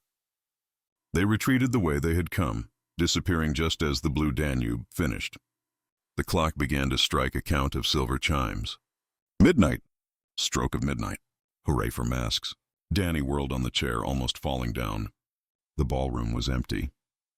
Beyond the double cathedral window, he could see fresh snow beginning to sift down. The huge ballroom rug, rolled up for dancing, of course, a rich tangle of red and gold embroidery, lay undisturbed on the floor. Spaced around it were small, intimate tables for 2, the spidery chairs that went with each upended with legs pointing at the ceiling. The whole place was empty, but it wasn't really empty, because here in the Overlook things just went on and on. Here in the Overlook all times were one. There was an endless night in August of 1945, with laughter and drinks and a chosen shining few going up and coming down in the elevator, drinking champagne and popping party favors in each other's faces. It was a not yet light morning in June, some 20 years later, and the organization hitters endlessly pumped shotgun shells into the torn and bleeding bodies of 3 men who went through their agony endlessly. In a room on the 2nd floor, a woman lolled in her tub and waited for visitors. In the Overlook, all things had a sort of life. It was as if the whole place had been wound up with a silver key. The clock was running. The clock was running. He was that key, Danny thought sadly. Tony had warned him, and he had just let things go on. I'm just 5. He cried to some half-felt presence in the room. Doesn't it make any difference that I'm just 5? There was no answer. He turned reluctantly back to the clock. He had been putting it off, hoping that something would happen to help him avoid trying to call Tony again, that a ranger would come, or a helicopter, or the rescue team. They always came in time on his TV programs. The people were saved. On TV, the Rangers and the SWAT squad and the paramedics were a friendly white force counterbalancing the confused evil that he perceived in the world. When people got in trouble, they were helped out of it, they were fixed up. They did not have to help themselves out of trouble. Please? There was no answer. No answer, and if Tony came, would it be the same nightmare? The booming, the tie-hoarse and petulant voice, the blue-black rug like snakes. Red room, but what else? Please, oh please, no answer. With a trembling sigh, he looked at the clock face. Cogs turned and meshed with other cogs. The balance wheel rocked hypnotically back and forth. And if you held your head perfectly still, you could see the minute hand creeping inexorably down from Dioithine to V. If you held your bead perfectly still, you could see that the clock face was gone. In its place was a round black hole. It led down into forever. It began to swell. The clock was gone. The room behind it. Danny tottered and then fell into the darkness that had been biding behind the clock face all along. The small boy in the chair suddenly collapsed and lay in it at a crooked, unnatural angle, his head thrown back, his eyes staring sightlessly at the high ballroom ceiling. Down and down and down and down to the hallway. Crouched in the hallway, and he had made a wrong turn. Trying to get back to the stairs, he had made a wrong turn, and now. He saw he was in the short dead-end corridor that led only to the presidential suite, and the booming sound was coming closer. The roque mallet whistling savagely through the air, the head of it embedding itself into the wall, cutting the silk paper, letting out small puffs of plaster dust. "God damn it, come out here!" But there was another figure in the hallway, slouched nonchalantly against the wall just behind him. Like a ghost. No, not a ghost, but all dressed in white. Dressed in whites. "I'll find you, you goddamn little whore-mastering runt." Danny cringed back from the sound. "Coming up the main third-floor hall now." Soon the owner of that voice would round the corner. "Come here. Come here, you little shit." The figure dressed in white straightened up a little, removed a cigarette from the corner of his mouth, and plucked a shred of tobacco from his full lower lip. It was Halloran, Danny saw, dressed in his cook's whites instead of the blue suit he had been wearing on closing day. "If there is trouble," Halloran said, "you give a call. A big loud holler like the one that knocked me back a few minutes ago. I might hear you even way down in Florida. And if I do, I'll come on the run. I'll come on the run. I'll come on the... Come now, then! Come now, come now! Oh, Dick, I need you. We all need... Run. Sorry, but I gotta run. Sorry, Danny, old kid, old doc, but I got to run. It's sure been fun, you son of a gun, but I got to hurry. I got to run." No. But as he watched, Dick Halloran turned, put his cigarette back into the corner of his mouth, and stepped nonchalantly through the wall, leaving him alone. And that was when the shadow figure turned the corner, huge in the hallway's gloom, only the reflected red of its eyes clear. "There you are." "Now I've got you, you fuck!" "Now I'll teach you." It lurched toward him in a horrible, shambling run, the roque mallet swinging up and up and up. Danny scrambled backward, screaming, and suddenly he was through the wall and falling, tumbling over and over, down the hole, down the rabbit hole, and into a land full of sick wonders. Tony was far below him, also falling. "I can't come anymore, Danny. He won't let me near you. None of them will let me near you. Get Dick. Get Dick. Tony!" he screamed. But Tony was gone, and suddenly he was in a dark room. But not entirely dark. Muted light spilling from somewhere. It was Mommy and Daddy's bedroom. He could see Daddy's desk. But the room was a dreadful shambles. He had been in this room before. Mommy's record player overturned on the floor. Her records scattered on the rug. The mattress half off the bed. Pictures ripped from the walls. His cot lying on its side like a dead dog. The violent violet Volkswagen crushed to purple shards of plastic. The light was coming from the bathroom door, half open. Just beyond it a hand dangled limply, blood dripping from the tips of the fingers, and in the medicine cabinet mirror the word "Red Rum" flashing off and on. Suddenly a huge clock in a glass bowl materialized in front of it. There were no hands or numbers on the clock face, only a date written in red. December 2nd. And then, eyes widening in horror, he saw the word "Redrum" reflecting dimly from the glass dome, now reflected twice. And he saw that it spelled murder. Danny Torrance screamed in wretched terror. The date was gone from the clock face. The clock face itself was gone, replaced by a circular black hole that swelled and swelled like a dilating iris. It blotted out everything, and he fell forward, beginning to fall. Falling, he was falling off the chair. For a moment he lay on the ballroom floor, breathing barred. Redrum, murder, Redrum, murder. The Red Death held sway over all. Unmask, unmask! And behind each glittering lovely mask, the as yet unseen face of the shape that chased him down these dark hallways, its red eyes widening, blank and homicidal. Oh, he was afraid of what face might come to light when the time for unmasking came around at last. "Dick!" he screamed with all his might. His head seemed to shiver with the force of it. "Wait, oh Dick, oh please, please, please come!" Above him, the clock he had wound with the silver key continued to mark off the seconds and minutes and hours.